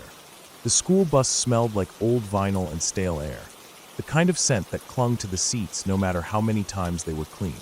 The heat had built up overnight, and even though the sun was just rising, the windows were already fogging with condensation from all of us packed inside, breathing the same warm air. I sat in my usual spot, near the middle of the bus, where I could see everything. The driver, a heavy-set man with tired eyes, kept his gaze forward as he made his stops, barely acknowledging the kids who climbed on. I don't remember what we were talking about before we got to his stop. Probably something dumb. Something meaningless, like a game or a TV show. The kind of things kids waste their words on before they understand what real loss is. I do remember that it was early in the year, just after summer break, the air still holding the last bit of warmth before autumn really set in. His stop was coming up. I didn't even think about it until I saw the flashing lights. Red and blue bouncing off every surface, painting the houses, the trees, the wet pavement. The sirens were off, but the lights were still going. It was never a good sign when the sirens were off. It meant whatever had happened had already happened. No need to rush anymore. The bus slowed down, pulling up to the curb. I looked outside. There were cop cars, 2 ambulances, and a fire truck. The whole road looked like it had been swallowed by flashing lights, their reflections jittering in the puddles left from the morning sprinklers. At first, I didn't know what I was looking at. It was just movement, people in uniforms, neighbors standing on their porches, some with hands over their mouths, others gripping their robes tightly around themselves. The bus doors hissed open, and he stepped on. My friend. His face was pale, his eyes red, tears still clinging to his cheeks. I had never seen him cry before. Not like this. His whole body looked stiff, like he was holding himself together with sheer will.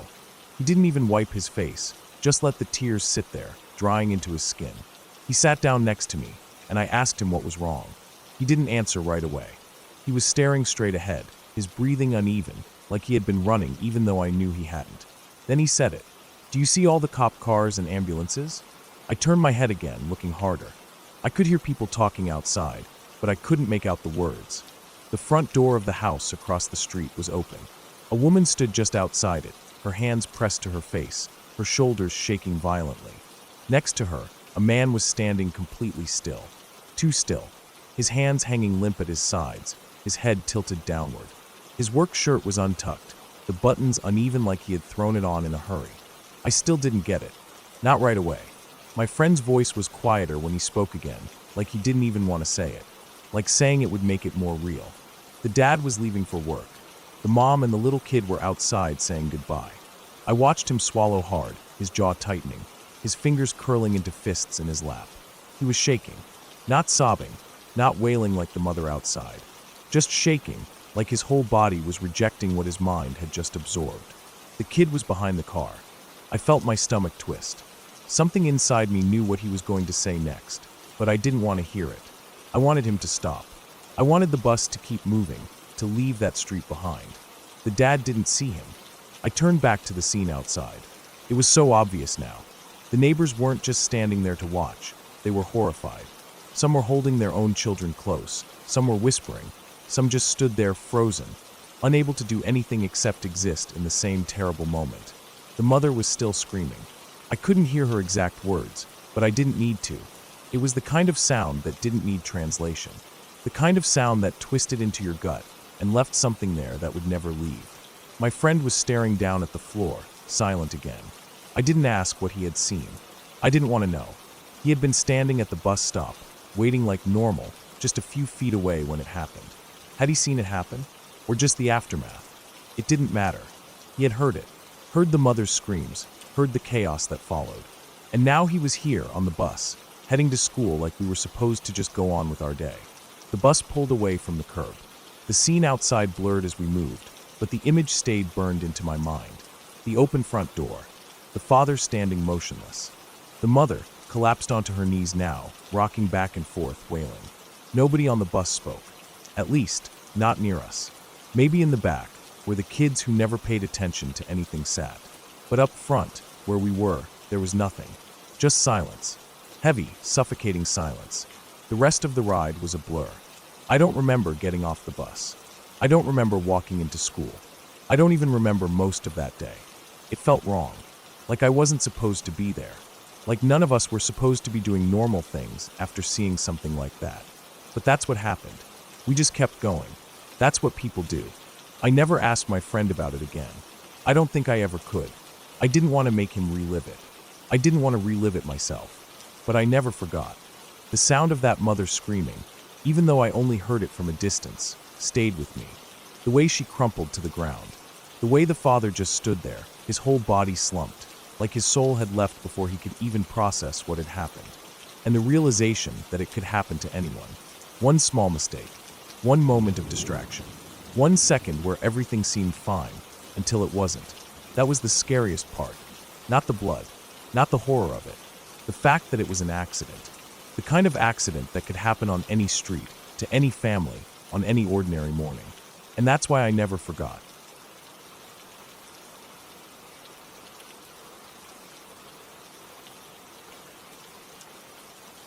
I don't remember when my throat first started hurting. It had been there for a while. One of those annoyances that I figured would go away on its own. It wasn't the worst pain I'd ever felt, but it lingered. Swallowing was uncomfortable, my voice felt strained, and I was more tired than usual. I chalked it up to a stubborn cold, maybe allergies. Life was busy, and I didn't have time to slow down for something as minor as a sore throat. Then the fever came. I'd wake up in the middle of the night drenched in sweat, my body shivering so hard my teeth clattered. The chills were unbearable. My sheets were soaked, and my head pounded. I started feeling lightheaded during the day, like my brain wasn't getting enough oxygen. Food lost its taste, and I stopped eating as much. I kept pushing through, though. I had responsibilities, work, family. I wasn't about to go to the hospital for something as basic as a sore throat and a fever. A few days later, my skin started to hurt. It was a strange, deep ache, like my muscles were bruised from the inside. My hands and feet felt colder than usual. I tried running them under warm water, but it didn't help. Every step felt sluggish, like my body was running out of energy. My wife noticed before I did. She said I looked pale, that there was something off about me. She asked if I was okay, and for the first time, I wasn't sure how to answer. I felt wrong. That was the only way I could describe it. Something was happening inside me, something I didn't understand. By the time I agreed to go to the hospital, I could barely stand. Walking to the car drained me completely. My wife had to help me inside. My arms and legs felt heavy, like they didn't belong to me. My heart pounded in my chest, a fast, frantic rhythm that scared me.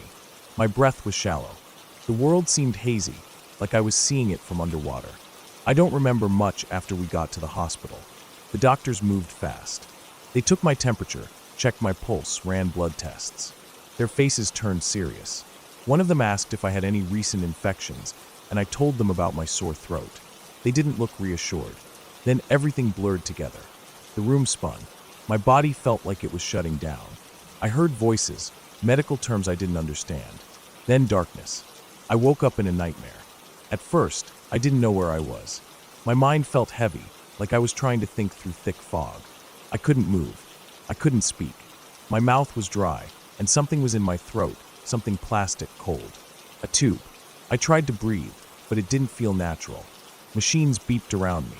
The air smelled sterile, sharp with disinfectant. Then I realized I wasn't waking up. I was already awake. I had been in a coma. They told me later that it had been over a week. My body had been shutting down. The infection had spread through my blood, sepsis. My organs were failing. The doctors threw everything at me: antibiotics, transfusions, machines keeping me alive. My family had been told to prepare for the worst. Somehow, against all odds, I started improving. The doctors called it a miracle, but the damage was done. It started with my feet. They looked strange, pale, almost bluish, numb. I thought it was just weakness from being in bed so long. Then the doctors explained. My circulation had been cut off. The infection had forced my body to make a choice: keep my vital organs alive or save my limbs. It chose survival. My hands and feet were dying. They tried to save them.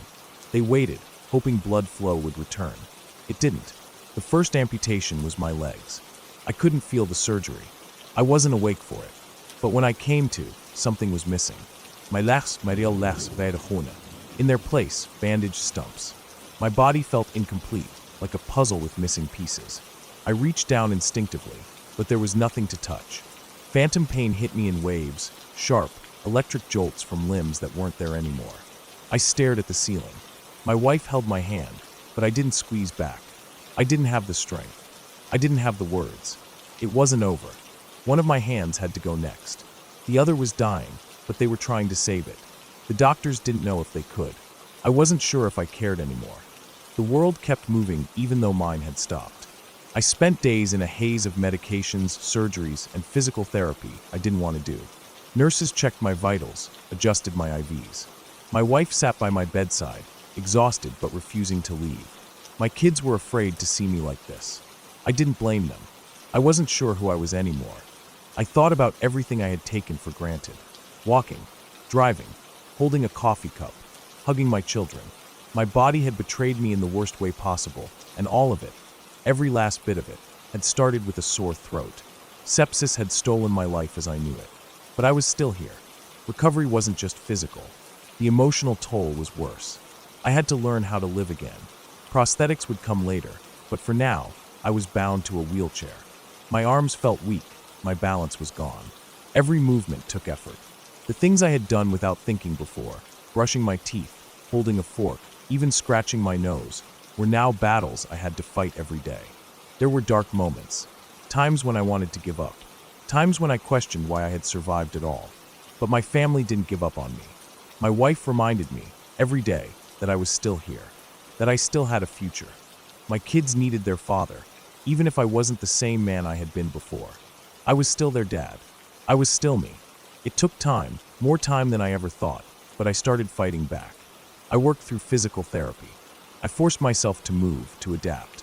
I learned how to use what was left of me to do the things I used to. It wasn't easy, and it never would be, but I refused to let sepsis take any more than it already had. I had lost so much, but I was alive, and for now that was enough.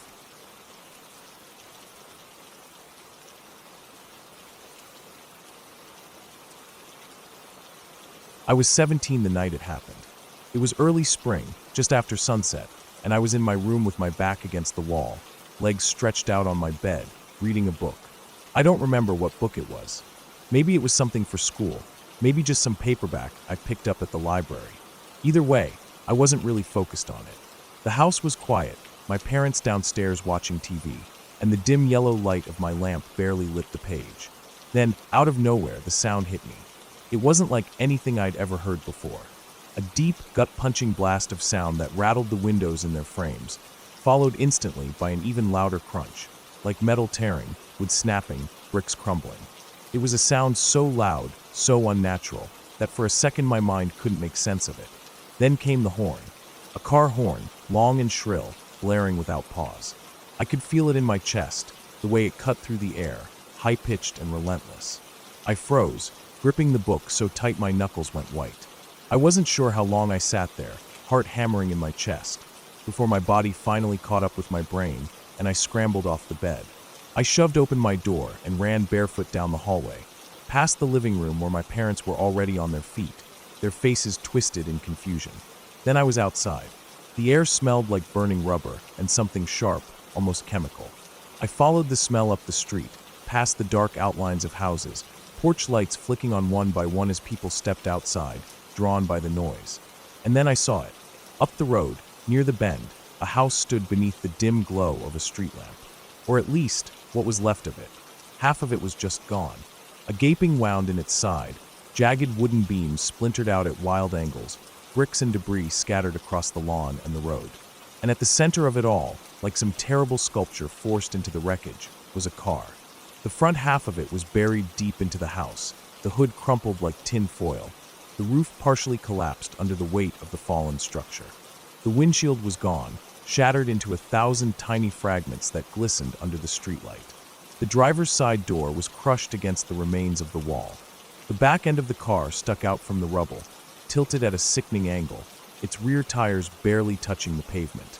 And the horn, still blaring, filling the night with its awful, ceaseless wail. I barely noticed the first police car arrive. Then another. Then an ambulance, its lights painting the broken house in flashes of red and blue. I stood there numb as more people arrived. Neighbors, strangers, a woman in a bathrobe, hands covering her mouth, whispering prayers under her breath. A man in a baseball cap, shaking his head. My parents caught up to me, but I barely registered them at my side. I wasn't thinking about anything. My mind felt blank, like I'd been dropped into a nightmare and was still waiting to wake up. Then, over the noise, I heard someone say it. They were speeding. Must have missed the turn. I looked at the road.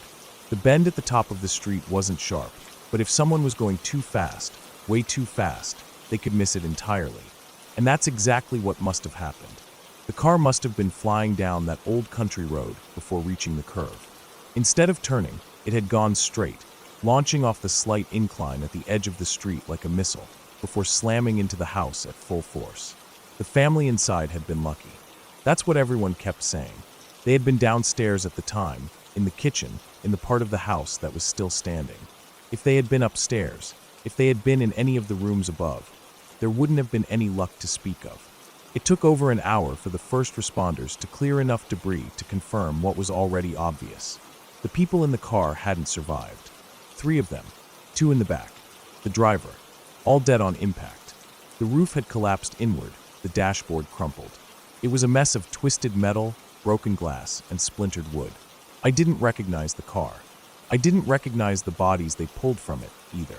But I did recognize the feeling in my chest. That heavy, stomach-tightening weight that told me something wasn't right. Maybe it was the wreck itself. Maybe it was the way the house had just swallowed the car whole. The way the sirens and flashing lights turned everything surreal. Or maybe it was the detail that stuck with me the most. The detail no one else seemed to notice. The passenger seat was empty. The driver was dead. The 2 in the back were dead. But the front passenger seat? Nothing. The door was open, wide open, like someone had just stepped out. I never saw anything about it in the news. Never heard anything from the police. No mention of a 4th person. No mention of a survivor. But it was there. I had seen it. For days after, I couldn't stop thinking about it. I ran through the possibilities over and over. Had someone been in the passenger seat? Had they survived? Had they gotten out before the crash? If so, why? Had they jumped out at the last second, realizing the driver wasn't going to make the turn? Or had they left before that, abandoning the car for reasons I would never understand? Or maybe, just maybe, there had never been anyone in that seat to begin with. But if that was the case, why had the door been open? I never found out the answer. The police report didn't mention it. The articles in the paper didn't mention it. No one else seemed to think it was strange. A few months later, they tore the rest of the house down. The wreck had weakened the structure too much to save it. Nothing remains there now, just an empty lot covered in grass. They put up a barrier at the bend in the road. A thick, steel guardrail meant to stop any other reckless drivers from making the same mistake. But I still think about it sometimes. The crash, the deaths, the friend I lost, and the open door. Because no matter how many times I tell myself it doesn't matter, no matter how many times I tell myself I'll never get an answer, it's still there. That empty seat, that open door, that question that no one else seemed to ask. And I don't think I'll ever stop wondering.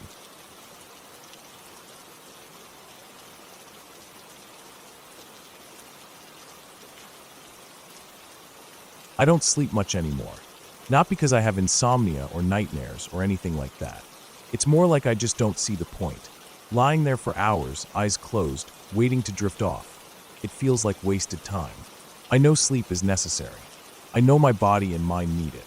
But I can't help wishing it worked differently, that I could just close my eyes for 10 minutes and be as rested as a full 8 hours. Since that's not how it works, I stay up. Sometimes until sunrise, sometimes even later. It's not like I have anything important to do the next day anyway. When you're awake while the rest of the world is asleep, you start to notice things. Things that don't make sense. Things that, if you were asleep like everyone else, you wouldn't have to think about.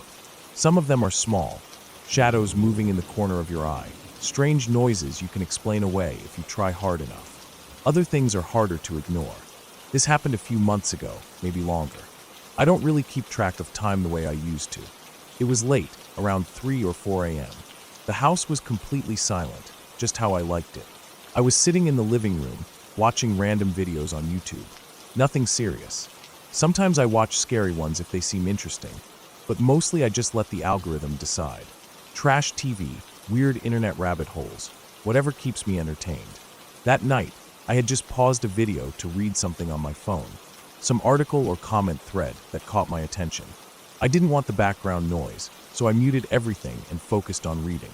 That's when I heard it. My brother's voice, right behind me. He said my name, clear as day. It wasn't a whisper. It wasn't muffled like it was coming from another room. It was right there, as if he had leaned down, close to my ear, and spoken in a normal voice. I didn't think anything of it at first. He does this all the time, calls my name when he wants to show me something. Sometimes he waits until I look. Sometimes he keeps talking. I was a little annoyed because I was in the middle of reading, so I just said, "What?" Eyes still on my phone. No answer. That made me more annoyed. If he wanted my attention, why wasn't he saying anything else? "What?" I said again, sharper this time. Still no answer. I sighed, already irritated, and turned around to tell him to stop messing around. There was no one there. The room behind me was empty. The couch, the coffee table, the doorway leading to the hall, nothing. I just stared for a second, trying to process it. I had heard it. I knew I had. Not a distant voice, not a sound I had to strain to catch. It was right there. I stood up. My heart wasn't racing yet, but I could feel that tightness in my chest, that cold, creeping sensation you get when something isn't right. I looked around the room, but there was nowhere for him to hide. No sign that anyone had been there at all. I walked to the bathroom, which was right next to the living room. The door was open. The light was off. Empty. I stepped back into the living room, feeling the silence pressing in from all sides. That was when I heard it. A slow, creaking sound just to my left. I froze. It wasn't loud, but it was unmistakable. The groaning, dragging noise of a door opening inch by inch. I turned my head just in time to see my brother's bedroom door swinging open. The inside of his room was pitch black. I couldn't see him, couldn't see anything past the doorway. But then, from inside the darkness, I heard his voice. "What?" That's when the cold feeling hit me full force, like ice water pouring down the back of my neck. I had heard his voice behind me, in the living room, but he had been in his room the whole time. I didn't move for a second. I just stood there, my mind racing. He must have heard something too. Maybe the sound of me moving around. Maybe something else. But he had just now opened his door. I stepped toward the hallway, still staring at his open door. My voice felt weird in my throat when I finally spoke. "I heard you call my name." There was a pause. I couldn't see his face in the dark, but I could feel his confusion, his hesitation. Then, finally, he answered. "I didn't. I don't remember what I said after that. Probably nothing." I backed away from the hallway, back into the living room, suddenly feeling like I didn't want to be in that part of the house anymore. My skin was crawling. I sat back down, phone still in my hand, video still paused. The silence in the house felt different now. He was awake. He was in his room. But something had said my name before he ever opened that door. I kept telling myself there was an explanation. Maybe I imagined it. Maybe I was more tired than I thought. But I knew that wasn't true. It wasn't a thought, wasn't a dream. I heard it. The way you hear someone talk to you in real life. The way you know, without a doubt, that someone is standing behind you. I sat there for a long time, waiting for something else to happen. But nothing did. The next morning, I tried to brush it off.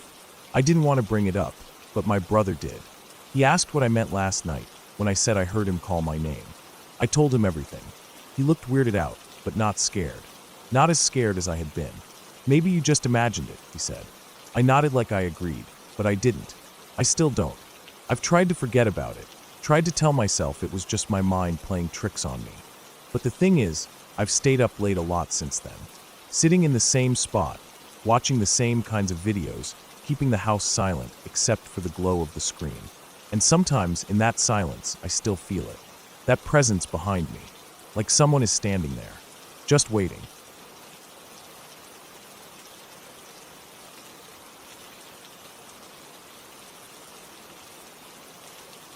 I had only known her for a few months. We met at the snow, working the winter season together. It was the kind of place where friendships formed fast, held together by shared shifts, cheap drinks, and the constant cold. You spent your days on the mountain, your nights at the bar, and your mornings nursing hangovers while layering up for another shift. She was the kind of girl who fit in anywhere. Blonde, easygoing, always laughing at things that weren't that funny but made you feel like they were anyway. People liked her. Guys especially, not in an over-the-top way, but enough that they gravitated toward her. She had this way of making people feel comfortable, like they'd known her longer than they had. That's probably why she didn't think twice about the guy she met that night in the city. It had been a last-minute decision. A few of us had driven down after work, stuffing into a rental, our jackets still smelling like the slopes. A night out, a break from the cold, something different. We drank too much, danced too much. Somewhere along the way, she met him. I remember when she pointed him out. Tall, sharp features, clean-shaven. Dressed well, but not in a flashy way. He looked normal. He looked good. He had that self-assured way about him that made it easy for people to listen. She liked him, that much was obvious. They spent the rest of the night together, leaning into each other in that way people do when they already know where the night is going to end. At some point, he asked her to come back to his place. She thought about it, but decided against it. Her place was closer. She told us about it the next morning over breakfast, brushing it off like it was nothing. Just another night. Just another guy. Then, a few weeks later, the dots appeared. Small, white, clustered along her lips. At first, she thought it was nothing. Maybe the cold. Maybe a reaction to something. But it got worse. The dots spread, became more noticeable. They felt strange, different from any cold sore or irritation she'd had before. She went to the doctor. They ran some tests, told her to wait for the results. Then the police showed up. It was a knock at the door. Middle of the day. She opened it and saw them standing there. Two of them. Serious faces. They asked to come inside. They told her she had tested positive for something rare. Something they didn't expect to find. Something she shouldn't have been able to get. Mad cow disease. She laughed at first. Thought it was a joke. It wasn't. They kept talking, explaining things in words she didn't fully understand. Something about how it spreads. Something about how it's almost impossible to get in Australia. Something about how the only way she could have caught it was through infected meat. Or human flesh. The room had gone silent after that. The weight of the words sinking in, cold and slow. They asked her about the men she had been with recently. Anyone knew. She mentioned him. The guy from the city. She didn't even remember his last name, but she had messages from him. A phone number. They took it. Wrote everything down. Said they would look into it. She didn't hear anything for a few days. Then she saw it on the news. Police had raided his house. The details weren't all there, but it was enough.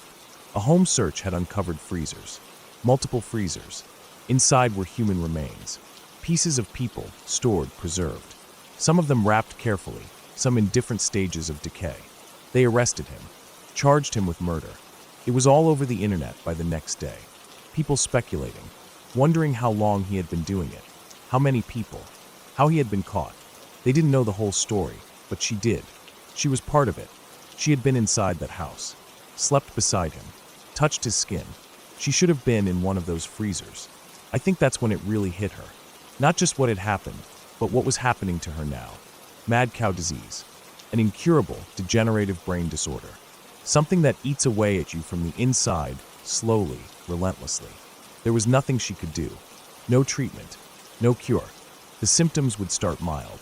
A little dizziness. Trouble with balance. Forgetting things.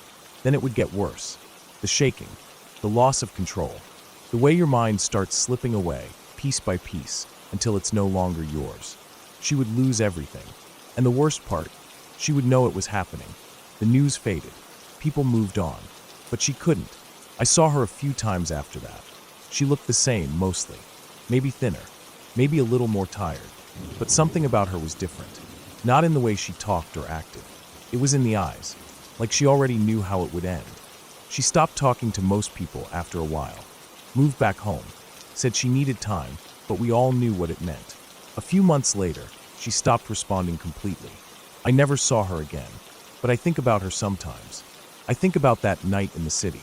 About how easily it could have gone another way. About how she had been lucky until she wasn't. And I wonder how long it took before she stopped remembering who she was.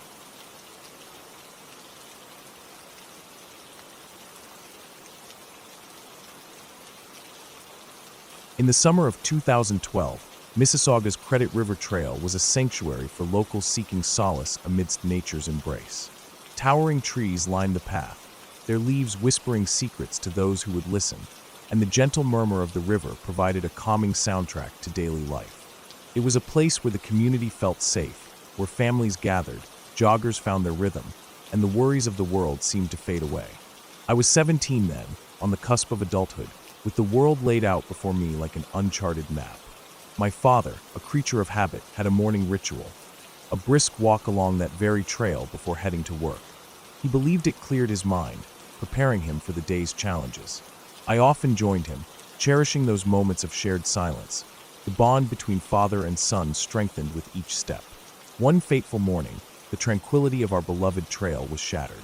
A man and his young son, out for an early stroll, stumbled upon something that would forever alter the fabric of our community. Floating near the riverbank, partially obscured by reeds, was a severed human foot. The man's horrified shout echoed through the trees, reaching the ears of other walkers who rushed to the scene, only to recoil in shock and disbelief. News of the gruesome discovery spread like wildfire. By midday, the trail was swarming with police officers, their stern faces betraying the gravity of the situation. Yellow caution tape fluttered in the breeze, cordoning off sections of the path, while forensic teams scoured the area for clues. The serene haven we once knew had transformed into a grim crime scene. The community buzzed with speculation. Whispers of a possible connection to Luca Magnotta, the notorious murderer who had recently gained infamy for his heinous acts, sent shivers down our spines. Magnotta had brutally killed and dismembered a Chinese student named Jun Lin, filming the act and distributing the video online. The sheer depravity of his crime had left the nation in shock, and now, with dismembered body parts surfacing in our own backyard, fear and paranoia took root. Authorities were quick to address these concerns, stating that there was no immediate evidence linking the discoveries to Magnotta. However, the timing was uncanny, and assurances did little to quell the growing unease. My father, usually stoic and composed, seemed visibly shaken. The trail he had walked for years, a place of peace and reflection, now harbored dark memories. He hesitated before his morning walks, the shadow of recent events casting a long pall over his routine. In the days that followed, the situation grew more macabre.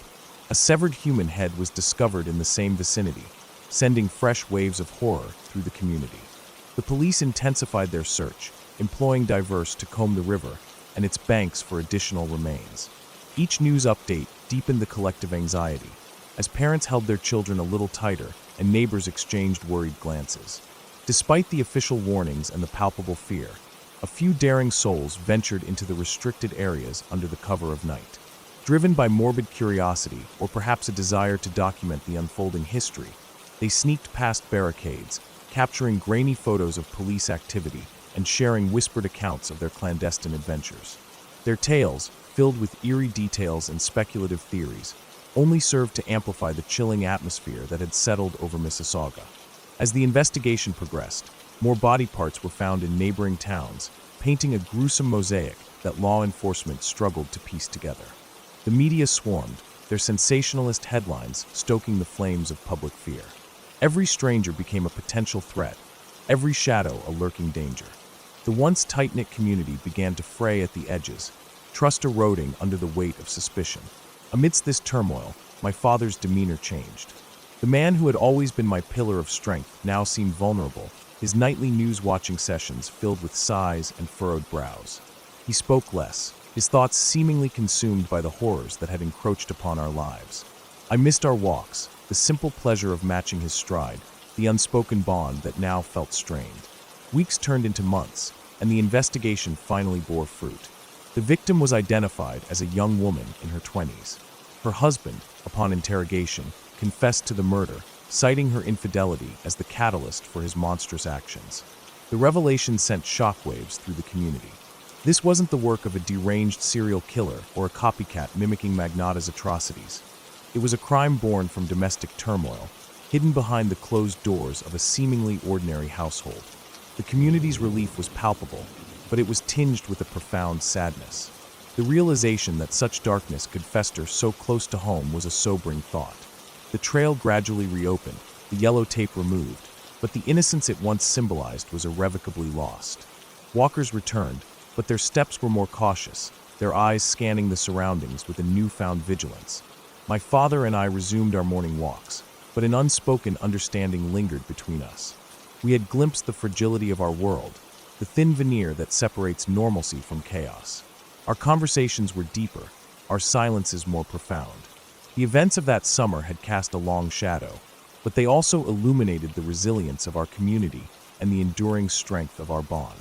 In the years that followed, the memory of that dark period remained, a testament to the unforeseen horrors that can disrupt the fabric of daily life. The Credit River Trail continued to.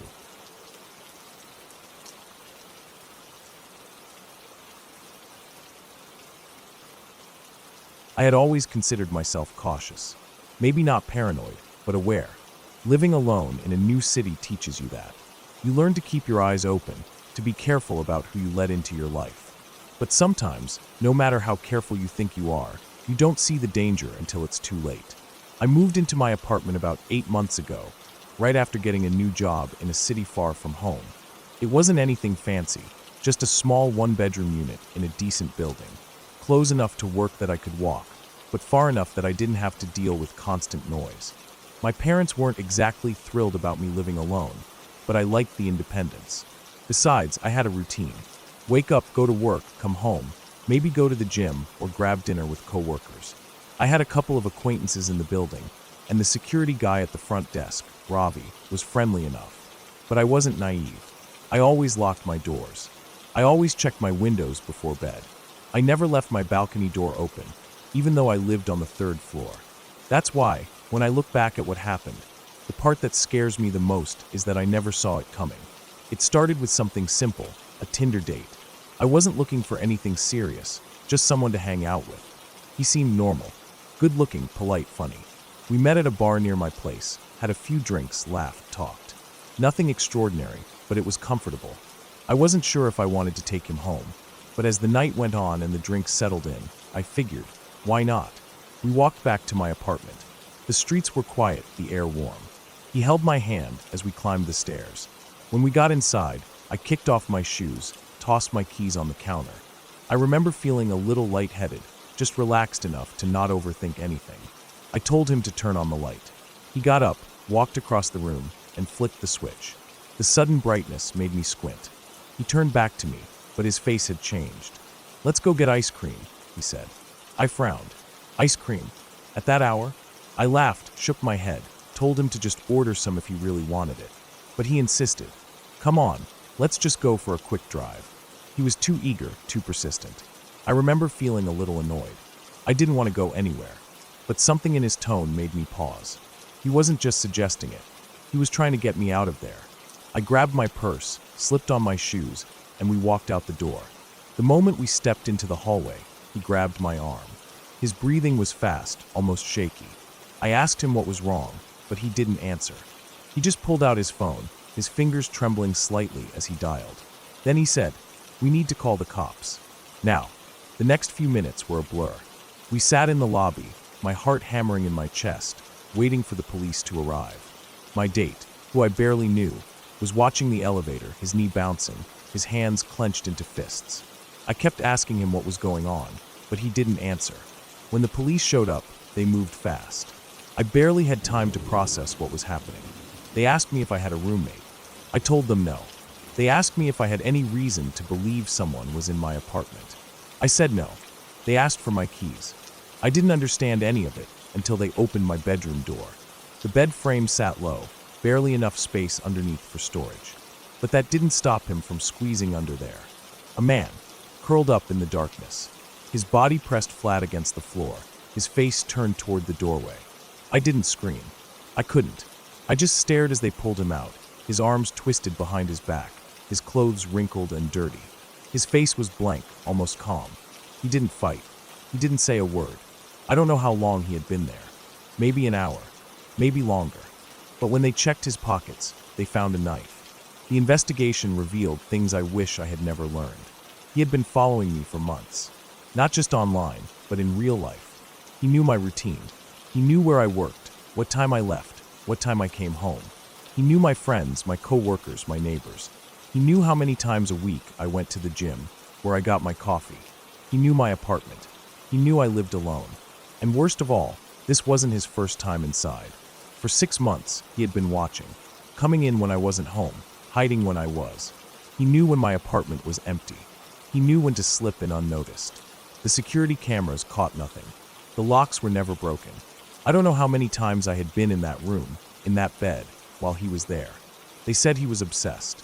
The officers told me he had journals, pages filled with details about me, written like a love story in his mind. He thought we were connected, that we were meant to be together, that if he just waited long enough, I would see it too. He had a plan. The details of that plan, they never told me. I don't think I want to know. After that night, I couldn't stay there. I packed a bag and left. I moved out a week later, changed my number, got a new place with better security. But no matter how safe I try to feel, I still check under my bed every night. Because now I know, sometimes the scariest things aren't the ones that go bump in the night. Sometimes they're the ones that wait in silence.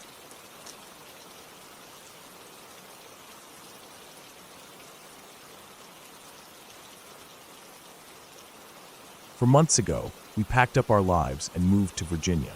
It was supposed to be a fresh start, a quieter place, a slower pace, somewhere we could grow old without the constant noise of a big city pressing in on us. The house we found was perfect, an old farmhouse, a little worn around the edges but solid, nestled in a quiet patch of land with a wide porch and tall trees that swayed in the wind. It felt like home. At first, everything was fine. We unpacked, settled in, got used to the new surroundings. But then, little by little, something started happening to my husband. He was always strong. Not the kind of man who lifted weights or went running for fun, but tough in the way that people who've worked hard their whole lives tend to be. He had spent decades doing physical labor, using his hands, never complaining. And he wasn't the type to fuss over every little ache and pain. But after we moved, he started changing. It was slow at first. He'd get up from his chair with a wince. His hands trembled when he reached for his coffee. He walked a little slower. At night, I'd catch him rubbing his shoulders, rolling his neck, stretching like he was trying to shake something loose. I'd ask if he was okay, and he'd just shrug it off. Getting old, he'd say. But it wasn't just age. It got worse. His muscles started shrinking, wasting away like they were just giving up. His arms, once thick and solid, looked smaller. His legs, too. His face seemed thinner, his shoulders slumped forward. He moved like he was carrying something heavy on his back, but there was nothing there. Then came the pain. It started in his neck, a deep, grinding kind of pain that never really went away. He stopped sleeping. Some nights, I'd wake up and find him sitting on the edge of the bed, staring at the floor, his hands clenched into fists. "You need to see a doctor," I told him. He resisted, like always. But one night, everything changed. I woke up to a thud. At first, I thought I had imagined it. But then I turned over and saw him on the floor, his body twisted, his face pale. His breathing was shallow. I scrambled out of bed, my heart pounding. He was unconscious. I shook him, called his name, panic clawing at my chest. Then, after what felt like forever, he gasped and his eyes flickered open. He groaned, pressing a hand to his neck. "The pain," he whispered. "It's so bad." I called an ambulance. At the hospital, they ran tests. The doctors talked in hushed voices. They said something about pressure on a nerve, that his spinal cord might be compressed. They ordered an MRI. We waited. I remember the way the doctor's expression changed when he saw the scan. He didn't say anything at first, just stared at the screen, his face set in a tight frown. Then he turned to us and said, "We need to get him into surgery." Immediately, my stomach dropped.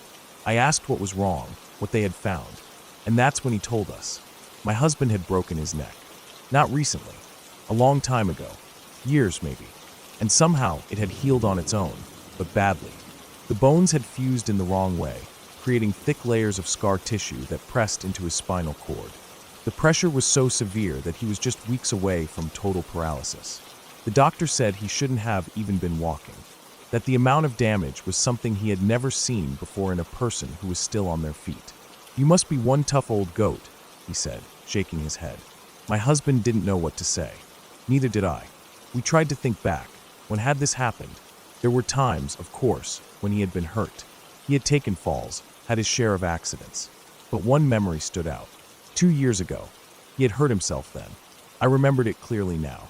He had been in so much pain he could barely move. He had gone to the hospital back then, too, but they had just sent him home. No x-rays. No tests. They told him he probably pulled something and needed rest. And he had believed them. He had spent weeks in bed, barely able to turn his head. And then, one day, he just got up. He got back to work. He pushed through the pain, because that's what he always did. And all this time, his neck had been broken. The surgery was intense. They had to go in and relieve the pressure, remove some of the scar tissue, reinforce the bones with metal. The doctor said if we had waited much longer, he would have been in a wheelchair for the rest of his life. Maybe worse. The recovery was slow. He had to learn how to move again, how to adjust to the pain that would never fully go away. But he was healing. Sometimes we just sit together and shake our heads. How does someone break their neck and not know it? How do you walk around for 2 years, your spinal cord barely hanging on, and not realize you're one wrong move away from never walking again? I think about the what-ifs. What if we hadn't moved? What if the pain hadn't gotten worse? What if he had just accepted it as old age and never gone to the doctor? I don't know the answers, but I do know this: he's here. He's healing. And somehow, against all odds, he walked away from something that should have taken him down long ago.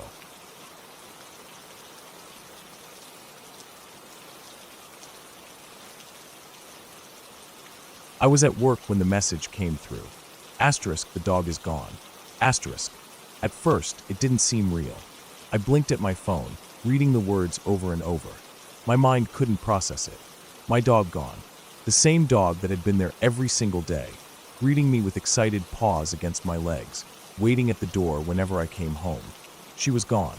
I felt my stomach drop, an instant rush of panic. I grabbed my things, barely remembering to tell anyone I was leaving, and rushed out.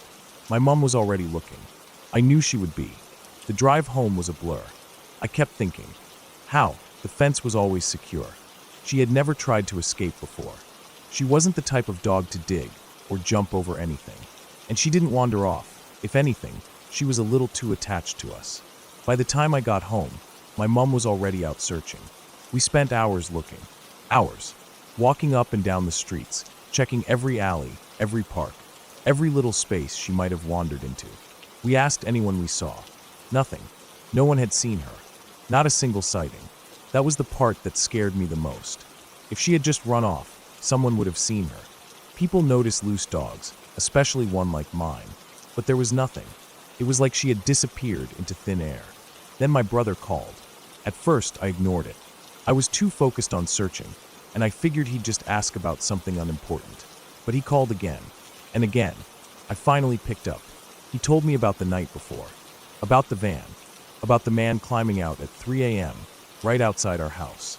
I stopped walking. He was young, too young to understand what it really meant. But I did. He had closed the blinds because he was scared. He didn't want to see, but he had still heard the rattling, the sound of the side gate being messed with. I felt cold.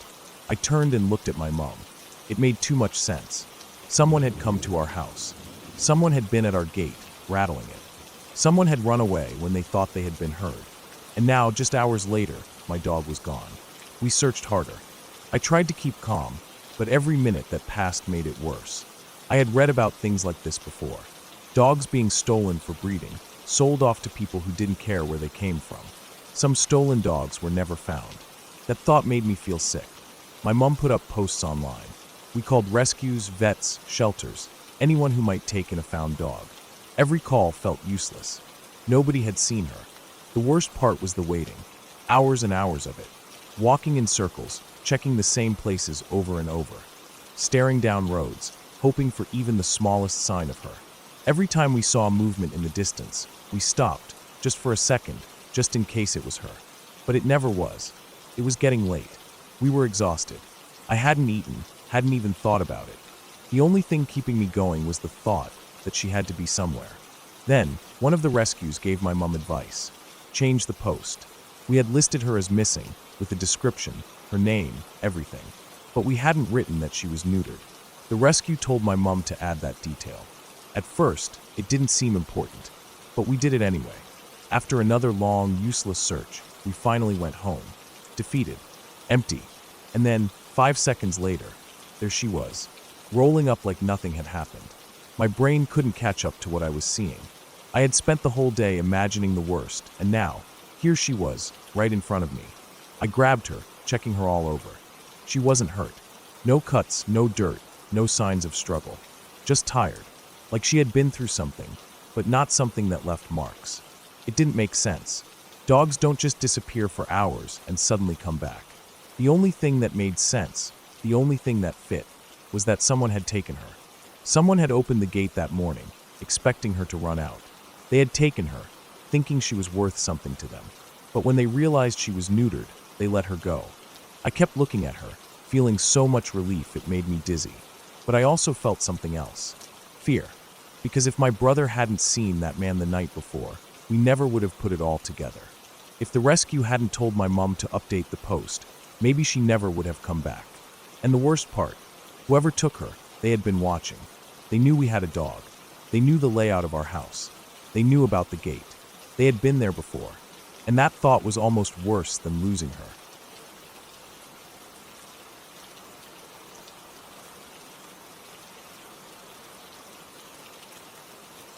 "15 years have passed, but I can still see it like it happened yesterday. Some memories lose their sharpness over time, fading into the background of everyday life, but not this one. This one has stayed with me, unchanged, like a scar that never fully heals.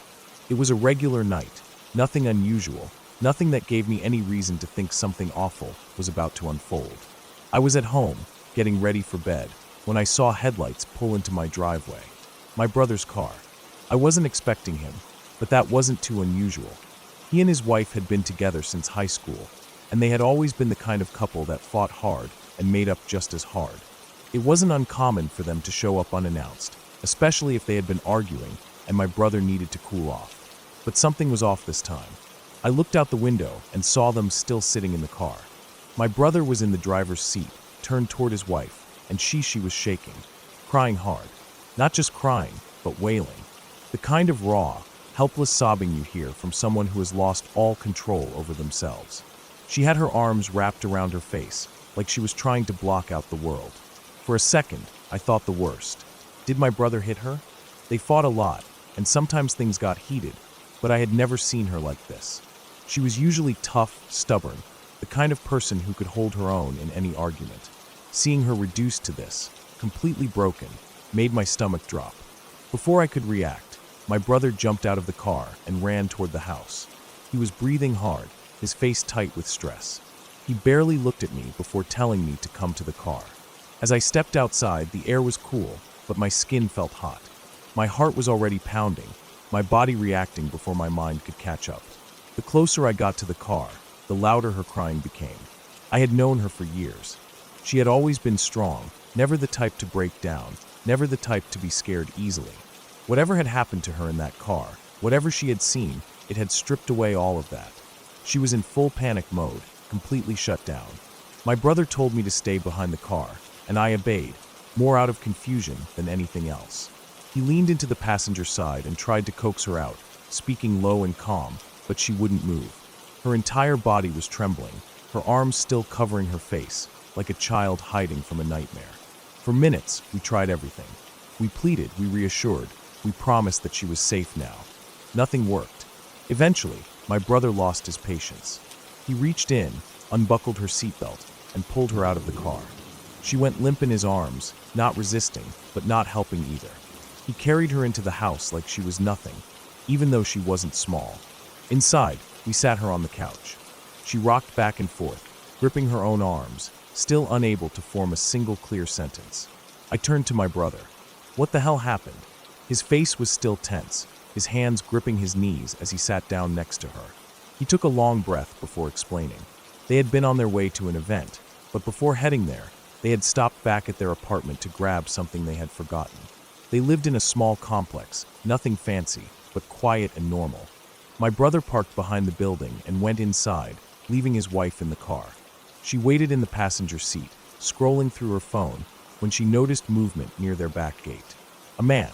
At first, she thought nothing of it, just another neighbor, maybe someone taking a shortcut through the lot. But then she looked closer. Something was wrong. The way he moved wasn't normal. He didn't walk. He glided. She couldn't see his feet because the car was blocking her view, but the way his body moved, the way he floated toward the gate, wasn't like anything she had ever seen before. It wasn't natural. He stopped at the gate, looking around, like he was searching for someone. She still wasn't alarmed, maybe just creeped out, but she couldn't see his face clearly, so she honked the horn to startle him, to let him know someone was watching. That was when everything changed. He turned to face her. Her voice shook as she finally spoke the words out loud. His face that was melted. There were holes where there shouldn't be.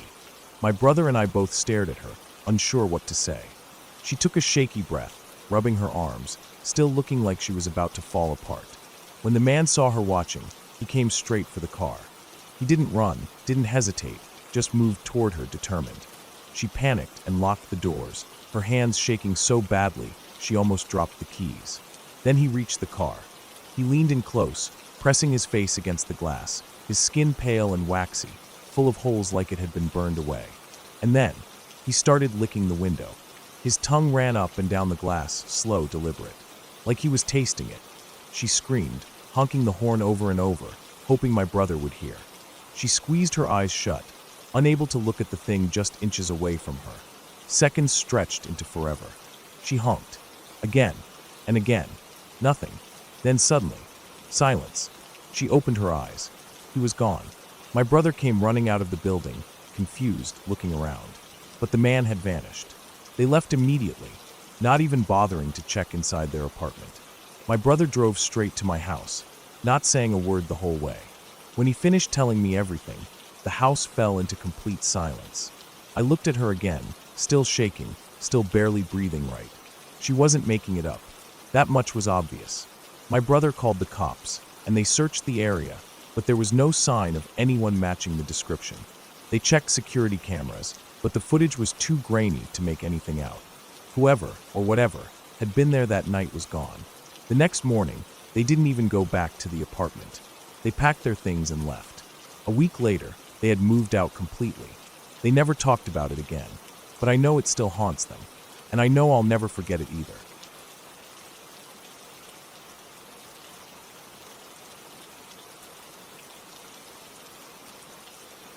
I live in a small college town in Alabama. The town itself doesn't have much going on, just a few old bars, some local shops, and a couple of chain restaurants. The college is mostly dedicated to the arts, so it's not like one of those massive universities with thousands of students crowding the streets. Things are usually quiet. People mostly keep to themselves, especially the students who come here for their degrees and leave as soon as they graduate. A few years ago, something happened that shook the town in a way I never expected. Something that still lingers in the back of my mind every time I walk past certain parts of campus. It started with dead cats.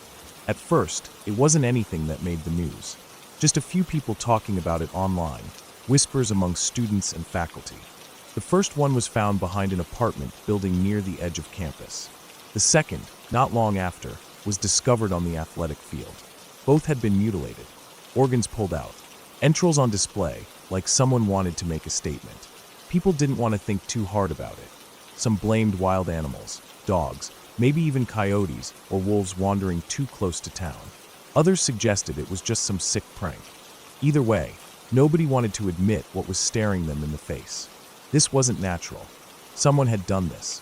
I didn't think much of it at first. I didn't own a cat, and I wasn't close to anyone who had one.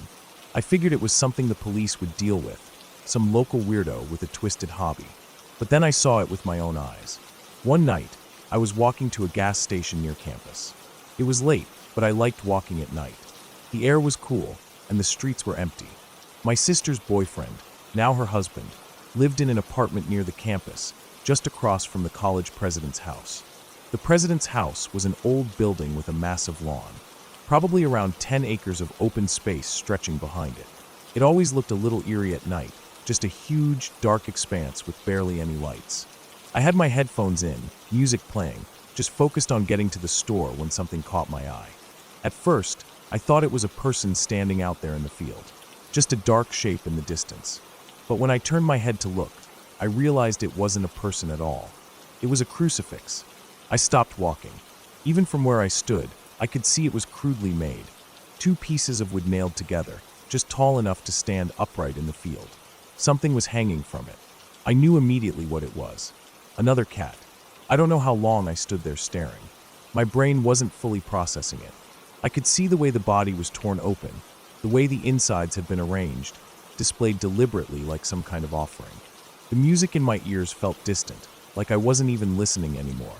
Everything else around me was just a blur. Eventually, I snapped out of it and did the only thing that made sense. I called the police. By the next morning, the whole town knew about it.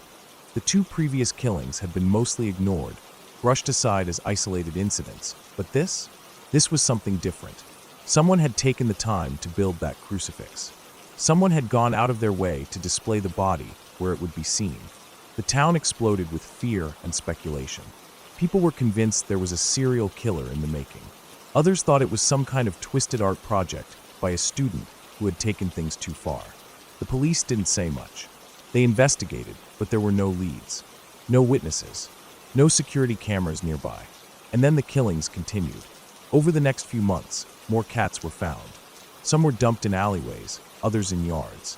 A few were discovered in truly disturbing places, like inside the university library's bushes or near the dorm entrances. Each one was brutalized in the same way. Slaughtered, mutilated, organs removed and displayed like trophies. Students were terrified. Anyone with a pet cat started keeping them inside, locking their doors, double-checking their windows. Some people thought it might be someone in town, an outsider. Others believed it had to be a student, someone with easy access to campus. Nobody had any answers. And then finally, the truth came out. It happened in the middle of the night. A student was seen hanging something off the balcony of a dorm building. At first, the people who spotted it thought it was some kind of prank, maybe a Halloween decoration or some weird art piece. But then someone got a closer look. 3 dead cats, hung up like trophies. The police were called immediately. When they arrived, they found more inside the dorm room. The smell alone was enough to confirm something was very, very wrong. The student responsible had suffered a complete mental breakdown. That's what the report said, anyway. I never learned much about him. His name wasn't widely shared, but people whispered about him for weeks afterward. Some said he had always been strange, always kept to himself. Others claimed he was an artist who had been experimenting with something dark, that he had gotten obsessed with the idea of death and mutilation. Whatever the truth was, it didn't change the fact that at least 10 cats had died at his hands. For a while, the town felt different. The fear never fully went away, even after he was arrested. People kept their pets inside. Students stopped walking alone at night. There was this lingering unease, like everyone was waiting for something else to happen. The college president had the crucifix taken down the morning after it was found, but people still talked about it. Some said the killer had done it as a message. Others believed it was just part of his breakdown, a final cry for attention before he got caught. I don't know what he was thinking. I don't know if I even want to. All I know is that for months, our quiet little town had something lurking in it. And for months, nobody wanted to believe it was real.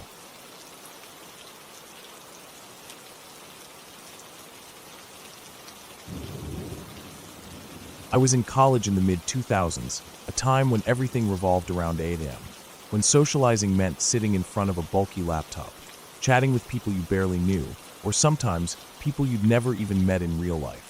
It was easy to find someone's screen name. Someone always knew someone who had it. And back then, privacy wasn't as much of a concern as it should have been. We were young. We didn't think anything would happen to us. That was how he operated. Everyone knew him, or at least knew of him. Every girl had either been messaged by him or knew someone who had. He wasn't a myth. He was a real person with a real name, but we never said it, just called him that guy. The creepy guy. The one you blocked as soon as he messaged you. The one you warned your friends about. He messaged me once. I didn't even remember how he got my screen name. Maybe I had posted it somewhere dumb. Maybe a mutual friend gave it out without thinking. Maybe he just had a way of finding people. His message popped up late one night while I was half watching a show and half studying. "Hey, you look familiar." I remember staring at the screen, fingers hesitating over the keyboard. It was such a normal thing to say, the kind of icebreaker that didn't immediately scream danger. But something about it felt off. It was too casual, too familiar, from someone I knew for a fact I had never met before. I clicked his profile. No picture, just a random quote and a line about being a student at my college. I ignored him. The next day, I mentioned it to a friend in the dorm. Her face scrunched up immediately. "Block him," she said. "That guy messages everyone." I did, but that was the thing about him. He wasn't aggressive. He wasn't outright terrifying. He was persistent. He cast a wide net, sending out hundreds of messages, hoping someone would bite. Some girls did for a while. They'd chat with him, thinking he was just awkward or a little too eager. But eventually, he'd say something weird, ask something inappropriate, press too hard. That was when they realized what everyone else already knew. He was someone to avoid. I never saw him in person. At least, I never thought I did. It was the middle of the semester when the police came. We heard about it in pieces, bits of information spread through whispers in hallways, muttered between classes, posted in frantic, disbelieving messages. Something had happened. Someone had been arrested. Then the details came. He had killed someone. The words didn't seem real at first. They were too big, too extreme to be tied to something so familiar. It was one thing to have a creepy guy lurking on the internet. It was another thing entirely for that same guy to have done something so monstrous. But it was true. He had gone on a date with a woman from town. Just a normal date, something so routine and boring that she probably hadn't thought much of it when she agreed to meet him. I wondered if she had gotten a bad feeling partway through. If she had sat across from him at dinner and realized, too late, that something was wrong. He had wanted to take her home with him. She had said no. That was all it took. I don't know how long it took him to decide. If he had planned it in advance, if he had fantasized about it, or if it had happened in a blind, uncontrollable moment. But he killed her, just like that. And then he mutilated her. He cut off her fingertips and her jawbone. It was methodical, calculated. He didn't want her to be identified. He wanted her to be a nobody. A woman with no name, no past, no way for anyone to find out who she had been. Then, as if she were nothing more than trash, he dumped her body off a highway overpass, letting it fall into the dark, tangled woods below. The police found her. Eventually, the arrest came fast. Maybe he had slipped up. Maybe someone had seen something. Maybe the police were just better than he thought. But one night, in his on-campus apartment, the same place he had tried to lure so many girls before, they came for him. I didn't see it happen, but I felt it. I think we all did. There was a shift in the air, a weight that settled over the campus like a heavy fog. Girls who had once laughed about his messages, who had treated him as just an annoying presence, suddenly realized how close they had been to something worse. How easily one of us could have gone out with him. How easily one of us could have been the one. For weeks after, we talked about nothing else. Every conversation eventually circled back to him, to her, to the horror of it all. We wanted answers that didn't exist. Why did he do it? How long had he been like this? Had he ever done it before? Would he have done it again? Asterisk, asterisk. Some of us checked our old messages, rereading the words he had sent, searching for something we had missed. A clue, a warning, something that could have told us who he really was. But there was nothing. Just empty, meaningless conversation. I couldn't stop thinking about her. I didn't know her name. I didn't even know what she looked like, but I thought about her constantly. I imagined her sitting across from him at dinner, laughing politely at a joke, checking her phone under the table, thinking about what she had to do the next day. Not knowing that she would never make it home. I wondered if she had fought, if she had begged, if she had screamed for help, knowing that no one could hear her. I thought about her family, how they had to sit in a courtroom, looking at the man who had taken their daughter, their sister, their friend, and thrown her away like she was nothing. And I thought about him, sitting in his dorm, walking the same hallways we did, watching us, talking to us, and no one had known. He lived among us, and we never knew.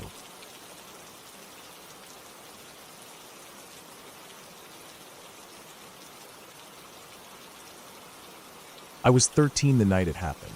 It was supposed to be a regular night, nothing special. Just me and my friend hanging out at my house, playing video games, eating snacks, and staying up late since my parents were out for the evening. They had gone to a dinner with friends, something they did once in a while, and told me they'd be back late. I didn't think much of it at the time. I'd been left home alone plenty of times before, and besides, I wasn't technically alone. I had my friend with me. It was one of those nights where time seemed to blur. We sat on the couch in the living room, completely focused on the game, barely talking except to make quick comments about what was happening on the screen. The house was quiet aside from the sounds of the game and the occasional noise from outside. Cars passing in the distance, the wind moving through the trees. The usual things. Nothing out of the ordinary. But then, somewhere in the middle of our game, I heard it. A loud metallic bang. It was deep, heavy, like something big and solid had been dropped. A sound that didn't belong. I remember freezing for a second, my hands still gripping the controller. My friend didn't react at all, and after a few moments of silence, I convinced myself it was nothing. Probably just the house settling, or maybe something outside. So, I shook it off and kept playing. An hour passed. We had moved on from the game, and were just sitting there talking. I don't remember what we were talking about, just random things. But then, in the middle of our conversation, I heard something. A sound so quiet that, at first, I wasn't sure if I had actually heard it. It was low, muffled. A whisper. I told my friend to shut up. He didn't listen, kept talking. I told him again, this time snapping at him. That got his attention. He fell silent, and in that silence, I heard it again. Whispering. It was coming from the basement. At first, it was faint, almost like the wind pushing through cracks in the house. But the longer I listened, the more I realized that it wasn't the wind. It was voices. 2 of them. They were quiet, almost like they were arguing, but trying not to be heard. Every hair on my body stood on end. I turned to my friend. His face was frozen, his eyes wide. He was hearing it too. That was when I remembered the loud bang from earlier. The realization hit me like a punch to the gut. The basement had an exterior entrance. 2 heavy metal doors that led straight down to the lower level of the house. That sound I had heard earlier could have easily been those doors being forced open. Someone had broken into my house. My heart was pounding so hard I could feel it in my ears. Neither of us spoke. We didn't need to. The moment our eyes met, we both knew exactly what the other was thinking. We had to get out. Moving as quietly as possible, we slipped off the couch. I didn't even stop to grab my phone. The only thought in my mind was getting out of that house before whoever was down there realized we were upstairs. The back door was just a few steps away. I crept towards it, my friend right behind me. Every sound felt deafening. The creak of the floorboards, the click of the lock as I turned it. I eased the door open, barely breathing, and the moment it was open wide enough, we bolted. We ran. I have never run faster in my life. The cold night air hit me like a shock, but I barely noticed. My only focus was putting as much distance between me and that house as possible. I could hear my friend's footsteps pounding the pavement behind me, but I didn't look back. I couldn't. My grandparents lived just down the street, and I sprinted straight for their house. My lungs were burning, my legs felt like they were on fire, but I didn't slow down until I was standing on their front porch, banging on the door. It felt like forever before my grandpa opened it. The second I saw him, everything I had been holding in hit me at once. My breath was coming in gasps, my hands were shaking, and I could barely get the words out. But I didn't have to say much. He could see the fear on my face. He pulled me inside, locking the door behind us. I grabbed the phone and called my parents. I was still shaking when they picked up. I told them everything. The loud bang, the whispering, how I thought someone had broken in. They didn't waste a second. They were already on their way home before I even hung up the phone. Those next few minutes felt like hours. I sat in my grandparents' living room, my friend next to me, both of us too shaken to talk. My grandma tried to calm us down, but nothing helped. My mind kept playing it over and over. The whispers, the feeling of something just beneath us, just out of sight. Finally, my parents arrived. They didn't even stop to talk. My dad immediately drove straight to our house, my mom following in her car. I stayed behind, too scared to go back. It wasn't long before my dad called. He had searched the entire house. Nothing. No one in the basement. No signs of forced entry. The outside doors to the basement were locked tight. Nothing was out of place. It was as if nothing had ever happened. I wanted to believe that. I really did. But I know what I heard. I know what I felt in that moment, the way my gut screamed at me that something was wrong. And my friend, he heard it too. It wasn't just my imagination. It wasn't just the wind. To this day, I still don't know what it was. Maybe there was another explanation. Maybe there wasn't. All I know is that night was the most scared I have ever been in my life. And even now, whenever I think about it, I still feel that same cold fear creeping up my spine. Because whatever happened that night, I never got an answer.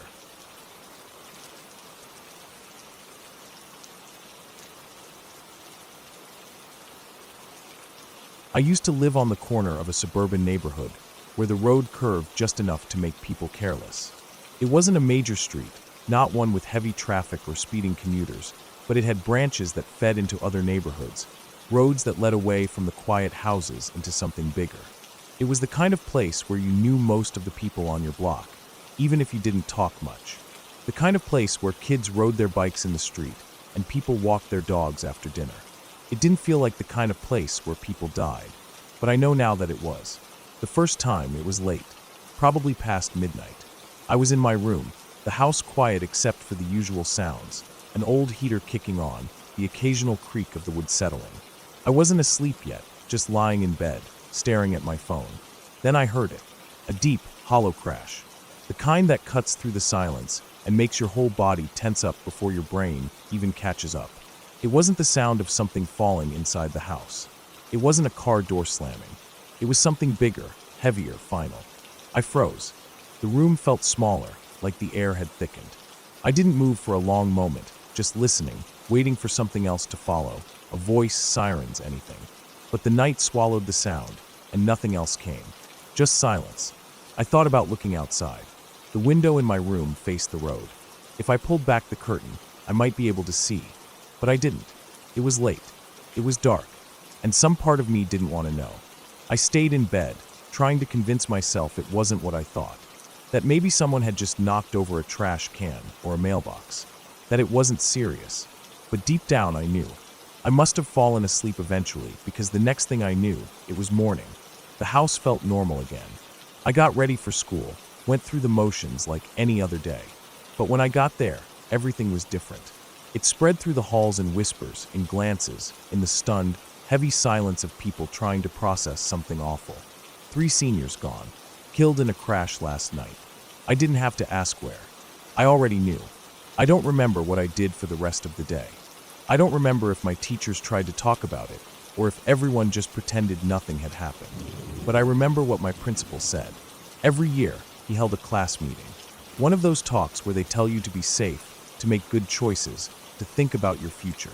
I'd sat through them before, half listening, waiting for the bell to ring. But this time, his words cut straight through the air. "Look around," he said. "Any one of you could die."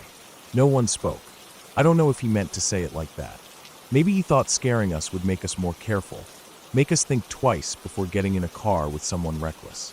Maybe he was just exhausted, sick of standing in front of a room full of teenagers who thought they were invincible. But I looked around, and I knew he was right. It wasn't the only time it happened. The year before, in the middle of the day, I was home when I heard another crash. Not as loud as the one at night, not as deep but sharp, metal on metal, the quick, violent sound of something going wrong. This time I looked. Out the window, down the street, where the road curved just slightly. A bike lay on the pavement, wheels still spinning. A kid, maybe 16, was on the ground, one leg twisted under him. A car sat a few feet away, the driver's side door flung open. And then I saw the dad. He stumbled out of a house, moving fast but uneven, like he couldn't quite control his own body. Even from a distance, I could tell. He was drunk. Not just a little bit, not just tipsy, he was gone. I could smell it when I stepped outside, sharp and sour, carried on the air like a warning. He was shouting, but I couldn't make out the words. The kid on the ground shifted, trying to sit up. Someone must have already called the cops because I could hear sirens in the distance. I hesitated. I wasn't sure what to do, if I should even be out there. But I walked toward them anyway, slow and careful, like approaching a wounded animal. I asked if they needed anything. Water. Help. Something. The dad barely looked at me. His eyes were unfocused, his hands shaking. The kid was okay. Bruised, shaken, but alive. The cops arrived, and I backed away. I don't know what happened after that. If the dad got arrested, if the kid had to go to the hospital. I never saw him again, even though he lived in the neighborhood. It happened barely a tenth of a mile from the other crash. Almost the same spot. I lived in that house until I was 12. 5 minutes down the road now, in a different neighborhood, one that looks the same but feels different. And in all the years since I left, I've never experienced anything like that again. Not once. It was only in that house, in that place on that road. The crashes, the deaths, the uneasy silence that followed, hanging in the air like something unfinished. I think about it sometimes, about going back, standing on the street, measuring the exact distance between the two crashes. Maybe it wouldn't mean anything. Maybe it was just coincidence, just bad luck. Or maybe some places just carry a weight heavier than others. Maybe some roads aren't as quiet as they seem.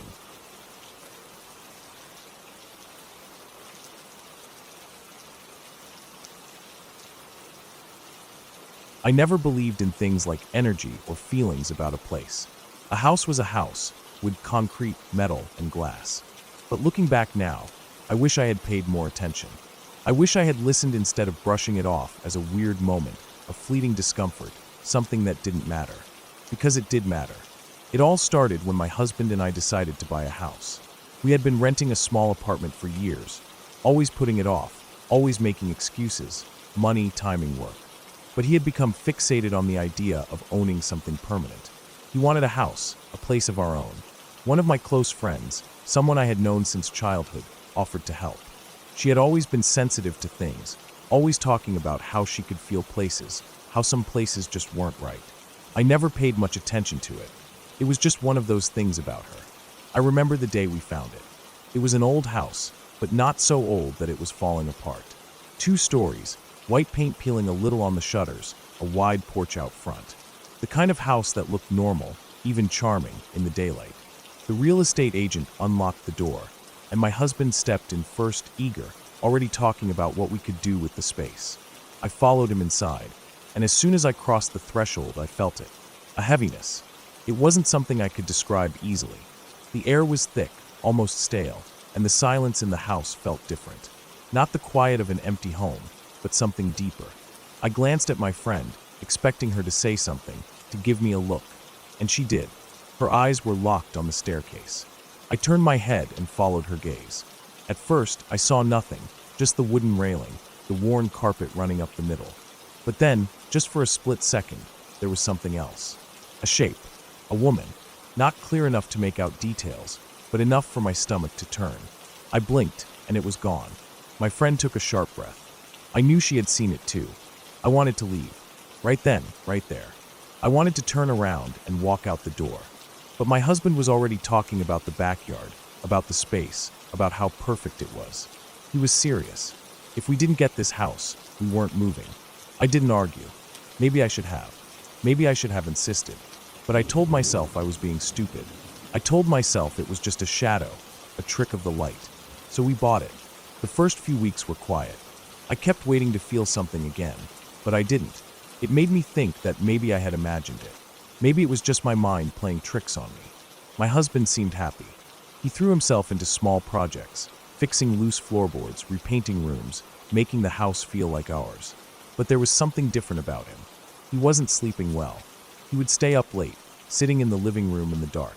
When I woke up in the middle of the night, I would find him standing by the window, staring out into the yard. When I asked him what was wrong, he said he was just thinking. Then he started talking about the staircase. At first, it was small comments about how the wood creaked, about how it was worn in the middle. But over time, he started saying stranger things. That he felt something when he walked up the stairs. That he had dreams about falling. That sometimes, when he looked up from the bottom, it felt like someone was waiting at the top. I tried to brush it off, but I could feel it too. The way the second floor felt different from the first. The way the hallway always seemed a little too dim, even when the lights were on. One night, I woke up and found him standing at the top of the stairs. His back was to me, his hands at his sides. I called his name, and he didn't move. I got up, walked toward him, placed a hand on his shoulder. He turned his head just slightly and said, "I see her too."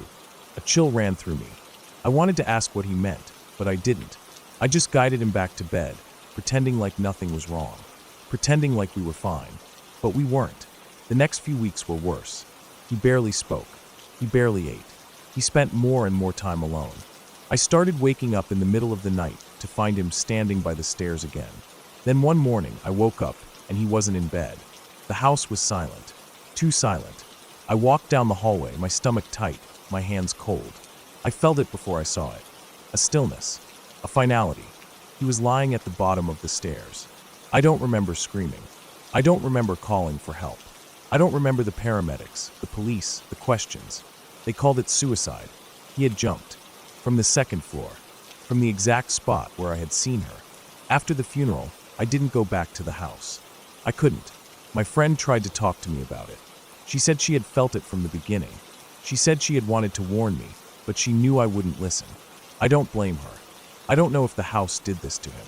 I don't know if it was just his own mind, his own struggles, something he had been dealing with long before we moved in. But I do know one thing. Some places aren't meant to be lived in. Some places keep things, hold on to them, trap them. And I will never step foot in that house again.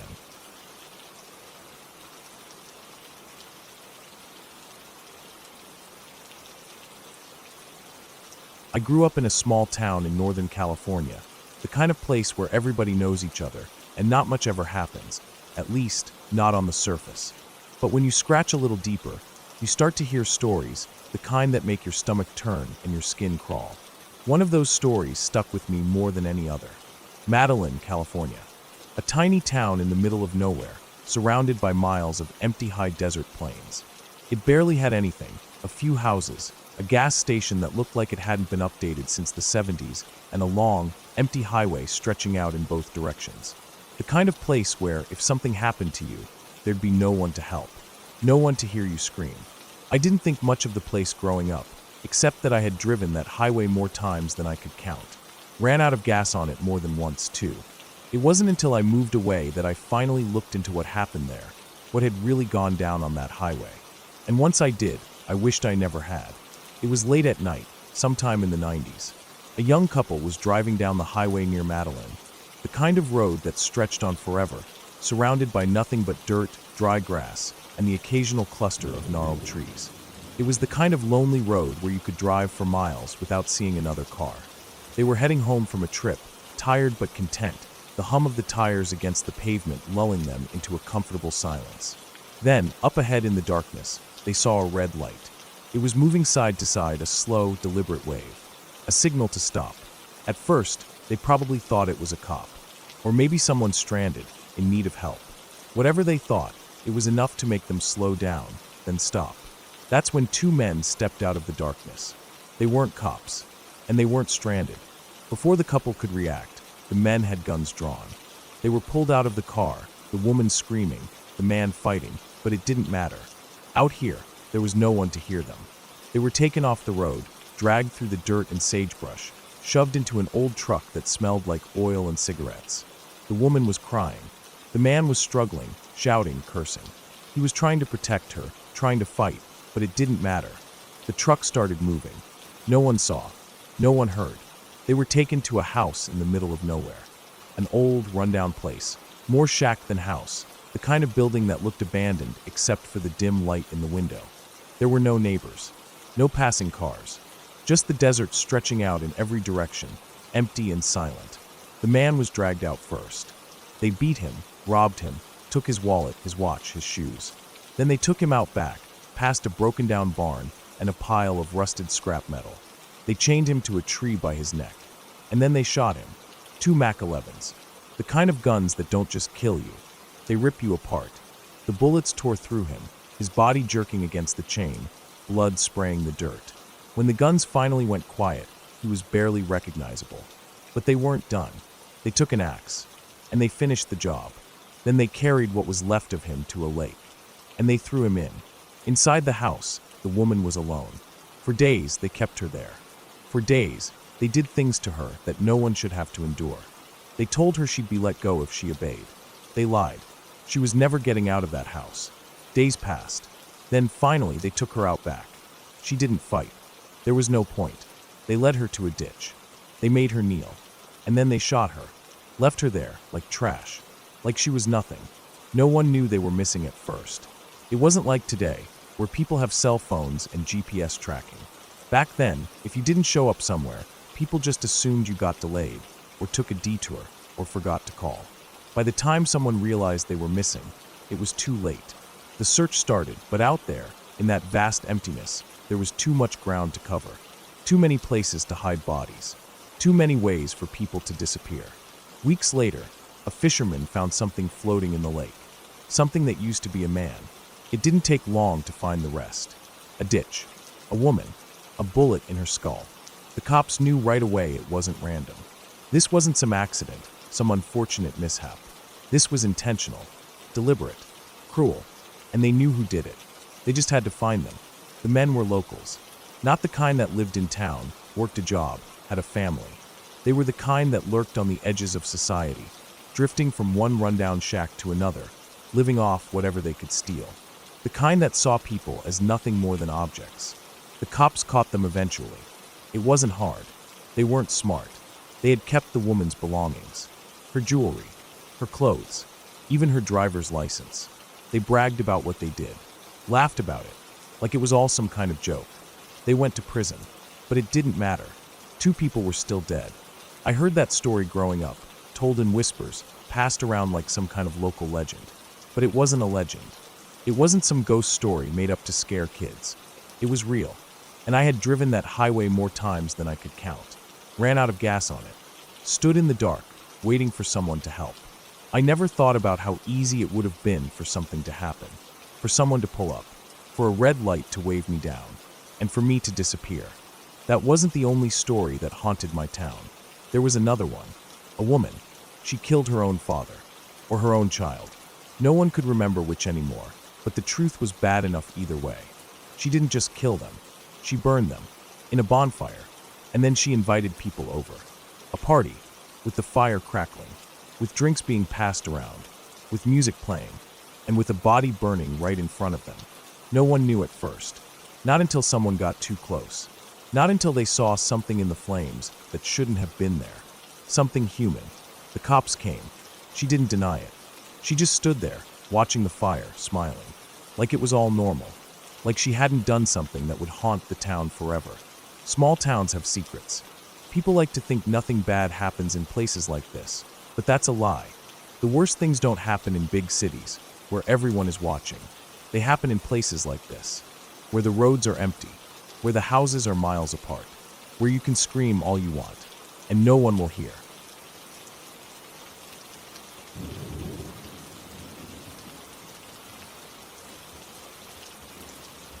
I was 13 the first time my father tried to kill me.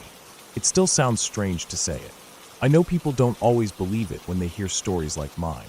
When you say something like that, they assume you're exaggerating. Maybe your dad was just angry. Maybe it was a one-time thing. Maybe it wasn't as bad as you remember. But I remember it exactly as it happened. I remember the sound of my heartbeat in my ears. I remember the sharp burn in my legs from running. I remember the way the streetlights stretched out in streaks as I looked back over my shoulder, my vision blurred by panic. And I remember the moment the switch flipped. We lived in a town so small you could cross from one end to the other in under an hour. Maybe less, if you had somewhere to be.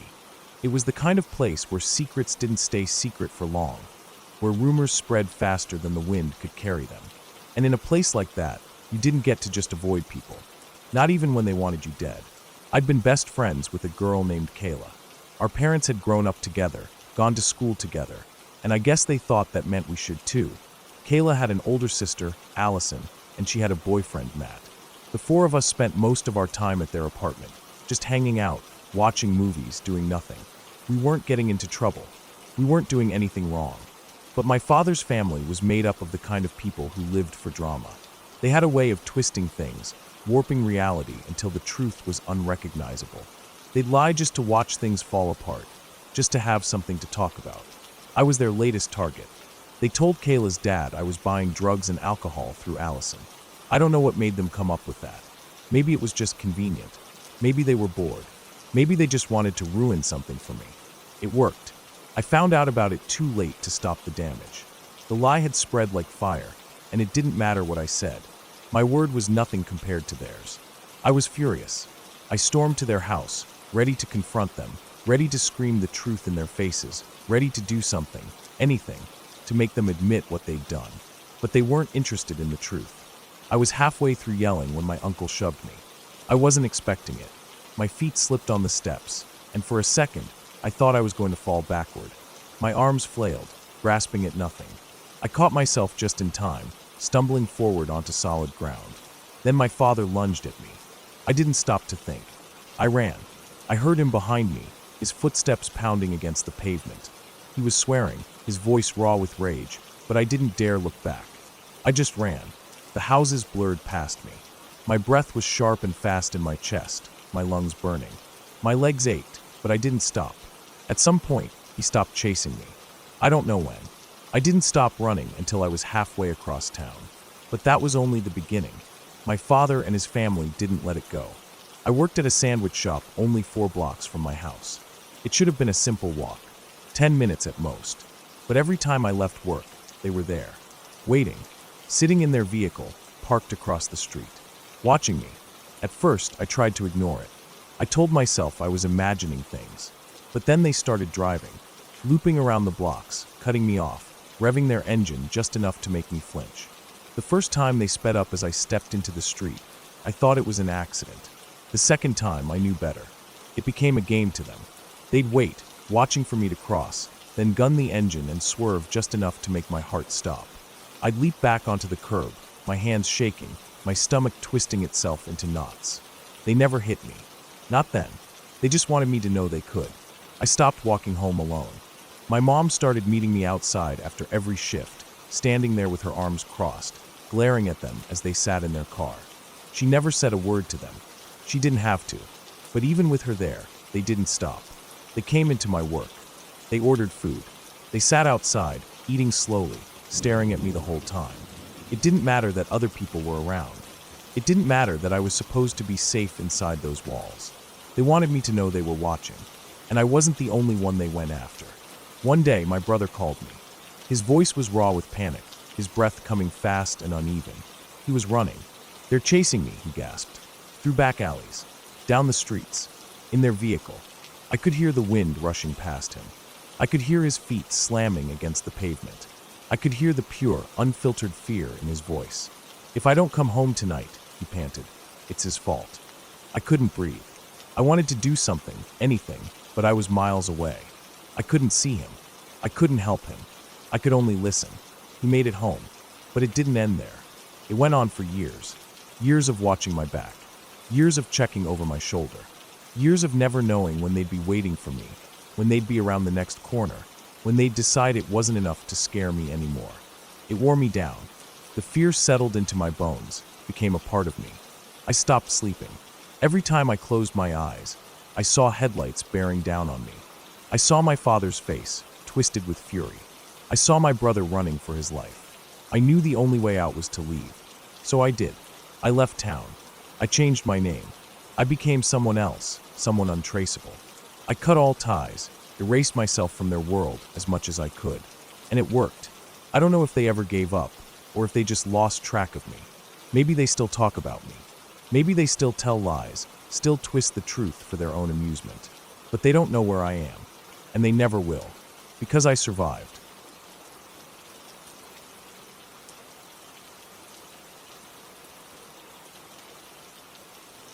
My freshman year of college was uneventful at first.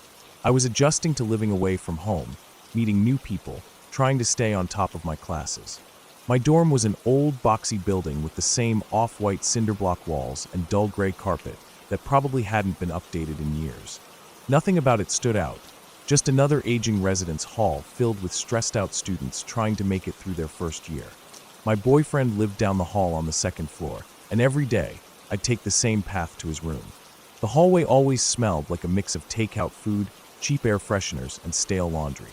It wasn't pleasant, but it was normal. That's why, when I first noticed the smell, I didn't think much of it. It was subtle at first. A weird, metallic, slightly sour scent in one section of the hallway, about 3 or 4 doors down from my boyfriend's room.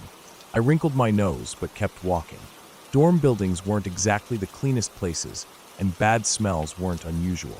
Someone probably left food in their trash too long. or maybe it was coming from the communal bathroom nearby. But over the next few days, it got worse. The smell thickened, settling into the air like a physical thing. It clung to my clothes as I passed through that stretch of hallway, lingering in my nostrils even after I was in my boyfriend's room. Coppery rotten, like spoiled meat and dirty pennies. I started holding my breath when I walked by, but that only helped so much. The stench was impossible to ignore now. It wasn't just bad, it was wrong. We started making jokes about it.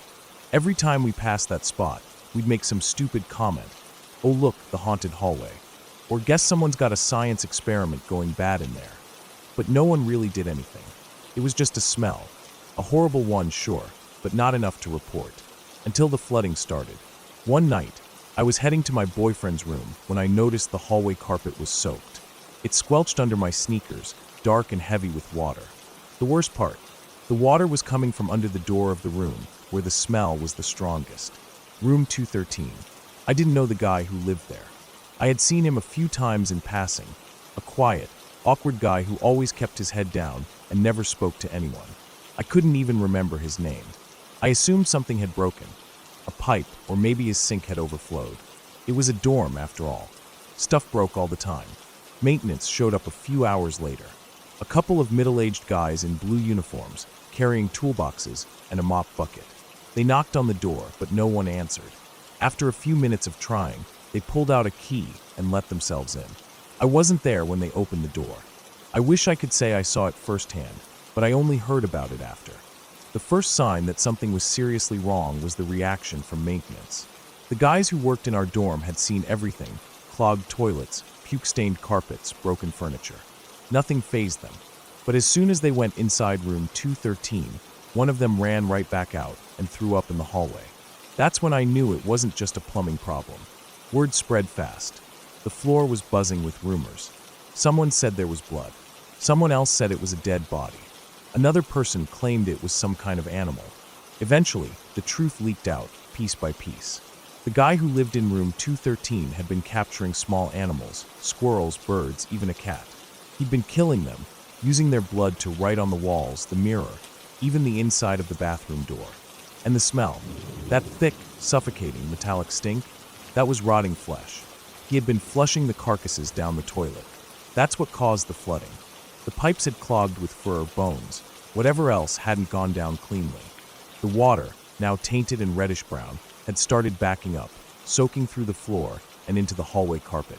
When the maintenance workers stepped inside, they found a nightmare. The walls were covered in smeared, rust-colored writing. Some of it was in English, some of it wasn't. The words that were readable didn't make any sense. Something about evil, Satan, darkness. And the animals. There were remains scattered around the room. Not full bodies, just pieces. A paw, a rib cage, something unrecognizable near the closet. The guy was gone. At first, that was the scariest part. He wasn't in his room. No one had seen him leave. Campus security was called. They found him a few hours later, hiding in a storage closet on the first floor, curled up in the dark, covered in dried blood.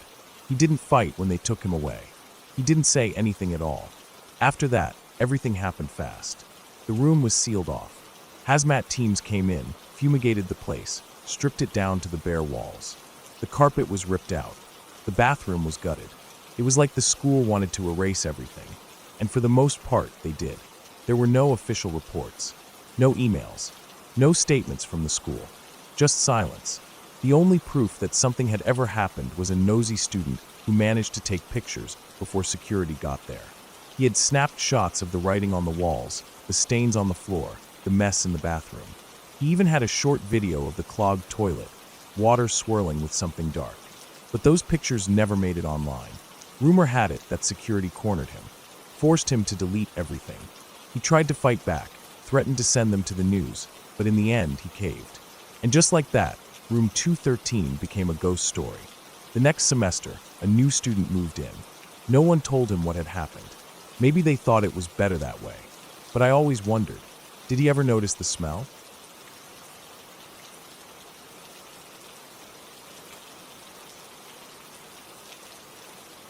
I don't remember the exact year this happened, but I know it was a few years ago, back when I was either finishing high school or had just graduated. At the time, I lived with my dad, my sister, my brother-in-law, and my niece. We were in a small town where nothing ever really seemed to happen. Just quiet streets, familiar neighbors, and the kind of place where people still left their doors unlocked most of the time. Looking back, I regret that habit more than anything else. At the time, our family only had one working vehicle, which meant that whenever my sister and brother-in-law had to go to work, my dad was the one who had to drive them. The way their shifts lined up meant my dad would take my sister to work first, then come back home for a little while, and later on, he'd go pick up my brother-in-law when his shift ended. I was used to it. It was routine. That night, my dad had gone to pick up my brother-in-law. It was late, maybe 10 or 11 p.m., dark outside, but nothing out of the ordinary. I was home alone with my niece. That wasn't anything new either. I didn't mind watching her. She was a baby, and babies cry, but I could handle it. I don't remember if she had been asleep and woke up crying, or if she had been awake the whole time. But at some point, she started wailing. Loud. I didn't think much of it. Maybe she was hungry, maybe she needed a new diaper, or maybe she just wanted to be held. It could have been anything. I picked her up and sat with her in my room, rocking her gently, trying to calm her down. The sound of her cries filled the room, bouncing off the walls. Our house wasn't very soundproof. If my family could hear me yelling into my Xbox headset through the thin walls, I knew for a fact that anyone outside could hear a baby screaming. I don't know how long she cried. Probably not that long. My dad wasn't usually gone for more than 20 minutes when he was just picking up my brother-in-law. I wasn't paying attention to the time, just focusing on soothing her, patting her back, rocking her slowly, waiting for her to settle down. Then my dad got home. I heard the truck pull into the driveway. The headlights lit up my window for a second before cutting off. The sound of the engine shutting off, the doors opening and closing. I expected him to come inside like normal, walk through the back door and into the house. Instead, a few seconds later, I heard my bedroom door open. I looked up, and there was my dad, standing in the doorway. He didn't look panicked or anything, but his face was puzzled, confused. Whose bike is in the driveway? I frowned. My brain couldn't even process the question at first. What bike? What was he talking about? I stood up, still holding my niece, and walked past him toward the back door to look outside. And there it was, an old beat-up bike, just sitting there in our driveway, right next to the truck. It wasn't ours. None of us owned a bike. My stomach tightened. Something felt off. Then, as I turned my head back toward the house, I noticed the front door. It was wide open. My chest tightened, and the TV from our living room was gone. It took a second for everything to register. Bike in the driveway. Front door open. TV missing. Someone had been inside the house. I don't even remember setting my niece down, but I must have because the next thing I knew, I was stepping forward, looking around frantically, checking every corner of the house. My brain was racing, trying to make sense of it. Had I heard anything? Had I seen anything? Had someone been inside while I was holding my niece, trying to calm her down? My dad and brother-in-law were outside, checking the yard, looking around for any sign of movement. I stayed inside, still frozen in shock, my eyes darting between the open front door and the empty space where the TV had been. It didn't make sense. I replayed the last 20 minutes in my head. My niece had been crying, loudly. Whoever had come in, they had to have heard her. There was no way they didn't. And they still walked inside. I felt sick.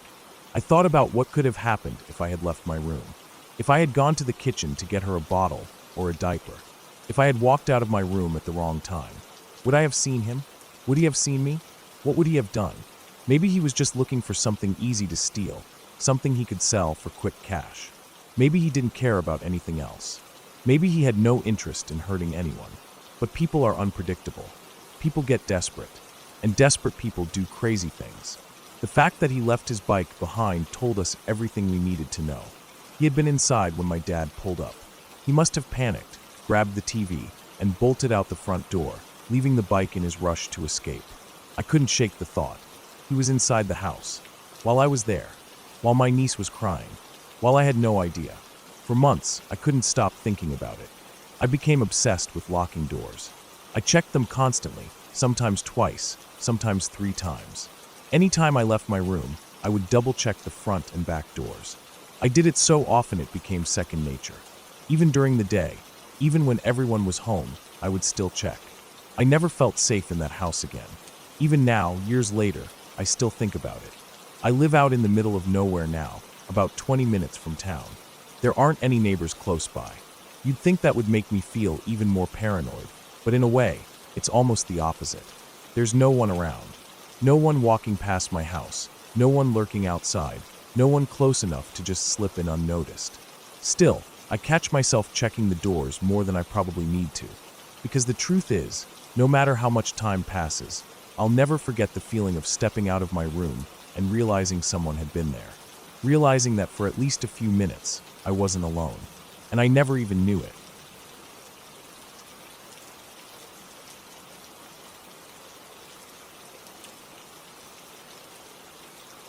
The day was thick with fog, a heavy kind that pressed down on the hills and roads as we drove into Baguio. The city had always had a strange charm to it, cold air, towering pines, and a history that seemed to whisper through the mist. I had always loved visiting, but something about that particular day felt different. It wasn't anything obvious, just a feeling, like the air was heavier than usual. We were a group of 6, packed into a rented van, excited for what was supposed to be a fun, slightly spooky adventure. One of the places on our list was the old, abandoned hotel. It was infamous, a decaying structure that had once been a church before war turned it into something else. Bombings, executions, bodies buried in unknown places. It was the kind of place people told stories about. The kind of place where you didn't really want to be left alone. By the time we arrived, the sun was already beginning to lower behind thick clouds, casting everything in dull gray. The building loomed over us, its white exterior streaked with grime, patches of moss creeping up its walls. The windows were black, empty. Some had no glass at all, just hollow spaces like gaping mouths. Paolin and I were the most excited. The others walked cautiously, but we ran ahead, our laughter echoing through the corridors. The inside smelled like wet stone and rot, as if the walls had absorbed every storm that passed through Baguio. Dust covered everything. The floors creaked under our steps. At some point, we found an old staircase leading up to the second floor. The others hesitated, but Pao and I ran up without thinking. The hallway stretched long and dark ahead of us, the fog from outside curling through broken windows. We took turns daring each other to peek into the rooms. Some had old wooden furniture covered in dust. Others were empty except for broken floorboards and forgotten debris. It was easy to joke around, to scream for fun, to laugh at the fear settling in our chests. But even as we played, I started to notice the quiet. No birds outside, no wind through the trees, just the sound of our own breathing, our own voices bouncing off the walls. By the time we decided to leave, the fog had thickened. We followed the others down the stairs, but as soon as we stepped outside, Pao grabbed my arm. "Toilet first," she said. The rest of the group was already heading toward the van, their figures hazy in the mist. We turned back toward the hotel, found a small restroom near the entrance. The air inside was stale, thick with the scent of mildew. The light above flickered weakly. I waited outside the stall while Pao did her business, arms crossed, shifting on my feet. The quiet in there was worse than outside. When we were done, we hurried back toward the van, laughing at our own paranoia. The others hadn't noticed we were gone. They were busy talking, scrolling through their phones. Pao and I stood beside the van, rubbing our arms against the cold, waiting for the driver to finish checking something under the hood. That's when I made the joke. "Ha, don't look at the second floor windows," I said, grinning. "There are countless souls there." Pao snorted. As if. We both looked up anyway. The windows stared back, black and empty. The fog swirled thick around the building, and despite the warmth of our group nearby, I felt the first real chill crawl up my spine. I shoved my hands into my pockets, exhaling sharply. The driver finished whatever he was doing, and soon we were piling into the van. Pao and I sat beside each other, sharing earphones, listening to random songs to shake off the unease. The drive back was quiet, everyone tired from the long day. Then I got a notification, a voice message from Pao. I pulled out my phone, frowning. "You sent me something?" She looked at me, confused. "What?" I laughed, thinking she was messing with me. But when I played the message, every hair on my body stood up. Through the crackling noise, our voices came through, distorted but clear. "Ha, don't look at the second floor windows. There are countless souls there." Then Pao's response. As if. The same words. The exact same words. I felt my stomach drop. Pao went rigid beside me, her breathing suddenly shallow. She grabbed my arm, fingers digging into my skin. Her voice was barely above a whisper. "I wasn't even holding my phone," she said, her face pale. "It was in my bag." I looked down at her bag, zipped up, lying on the floor of the van. My own hands shook as I checked my inbox again. The message was there, time-stamped just minutes ago. But how? How had it recorded us? How had it sent itself? No one else in the van believed us. They laughed it off, said it must have been some kind of glitch. Maybe the phone was on. Maybe it was recording by accident. Maybe we were just overthinking it. But no matter how much we tried to rationalize it, I couldn't ignore one thing. Pao had never messaged me before that trip. Not once. If I scrolled through our chat, there was nothing. No past conversations, no random messages. This message, this impossible recorded echo, was the first thing in my inbox. And that was what I couldn't explain.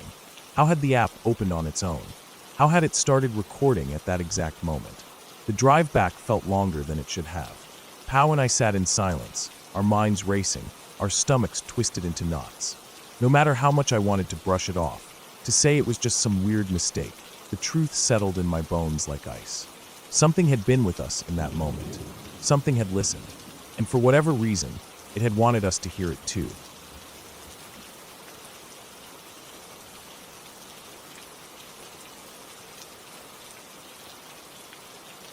I was 8 years old the day it happened. It was just a normal afternoon, nothing special, nothing different. I had been at the basketball court near my house, the same one I always went to whenever I had the chance. It was an open court, surrounded by a tall chain-link fence, with faded lines painted on the asphalt. The hoops were old, the nets torn in some places, but it never mattered to me. It was a place where I could be alone, dribbling, shooting, riding my bike, or just wasting time until the sun started dipping below the rooftops. That day, I had my bike with me, a simple little thing that had taken me everywhere in my neighborhood. I had left it leaning against the fence as I played, shooting around, chasing the ball when it bounced away, just enjoying the quiet. It wasn't unusual for me to be alone here. Sometimes other kids would show up, but most of the time, I had the place to myself. I had been there for maybe 20 minutes when I noticed him. At first, it was just a shape in the distance. A man dressed in all black, black hoodie, black pants, standing near the edge of the street, just outside the fence. His hood was pulled up, covering his head, and he was too far away from me to make out his face. He wasn't doing anything, just standing there, watching. A chill crept down my back, even though I told myself it was nothing. People walked past the court all the time. Maybe he was just waiting for someone. Maybe he was just resting. But something felt off. He wasn't just standing. He was standing too still, too stiff. His head never moved, and even though I couldn't see his eyes, I could feel them on me. A heavy, unmoving stare. I tried to ignore it.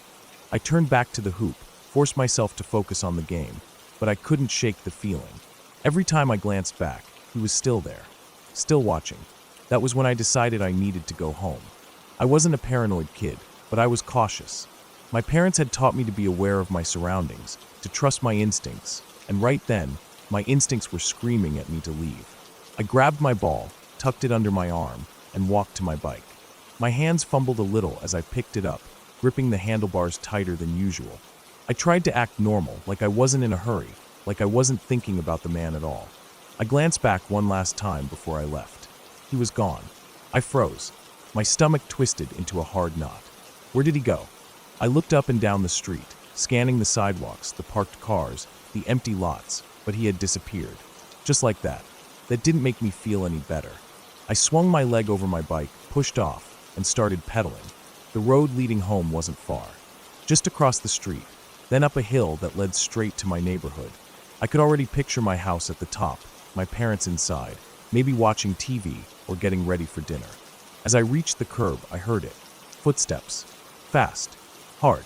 Running. I turned my head and saw him. The man in black was sprinting straight toward me. I didn't think. I just reacted. I pushed my legs as hard as I could, my bike wobbling for a second before it caught speed. The hill was steep, but I didn't care. I pedaled like my life depended on it, because in that moment, it really did. I could hear him behind me, his footsteps pounding against the pavement. He was fast. Too fast. My legs burned, my chest ached, but I didn't stop. I gripped the handlebars so tight my fingers hurt, my breath coming in ragged gasps. The wind rushed past my ears, The tires hummed against the asphalt, but all I could hear was the pounding of my own heart. Halfway up the hill, I glanced back. He wasn't there. I didn't stop pedaling. I didn't stop until I reached my house, jumped off my bike, and ran inside, slamming the door shut and locking it behind me. I stood there, chest heaving, my hands shaking so bad I could barely turn the lock. My parents were in the living room, and the moment they saw my face, they knew something was wrong. I told them everything. My uncle was already grabbing his keys before I even finished. He had a Harley, a loud, roaring motorcycle that he rode every chance he got. That night, he rode around the block, circling the streets near the basketball court, but when he came back, he didn't say much, just shook his head. The man in black was gone. I didn't sleep much that night. Every time I closed my eyes, I saw him running toward me, his hood pulled low, his body moving fast, his arms pumping. I kept imagining what would have happened if I had been slower, if my bike had tipped, if my chain had slipped. I didn't want to think about it. Then, sometime past midnight, my phone buzzed. An Amber Alert. I picked it up, still groggy, still dazed from everything that had happened. Then my stomach dropped. A child had been kidnapped. Near the basketball court. I sat there, staring at the screen, my heart pounding all over again. I didn't know if it was the same man. I would never know for sure. But deep down, I felt it. It could have been me.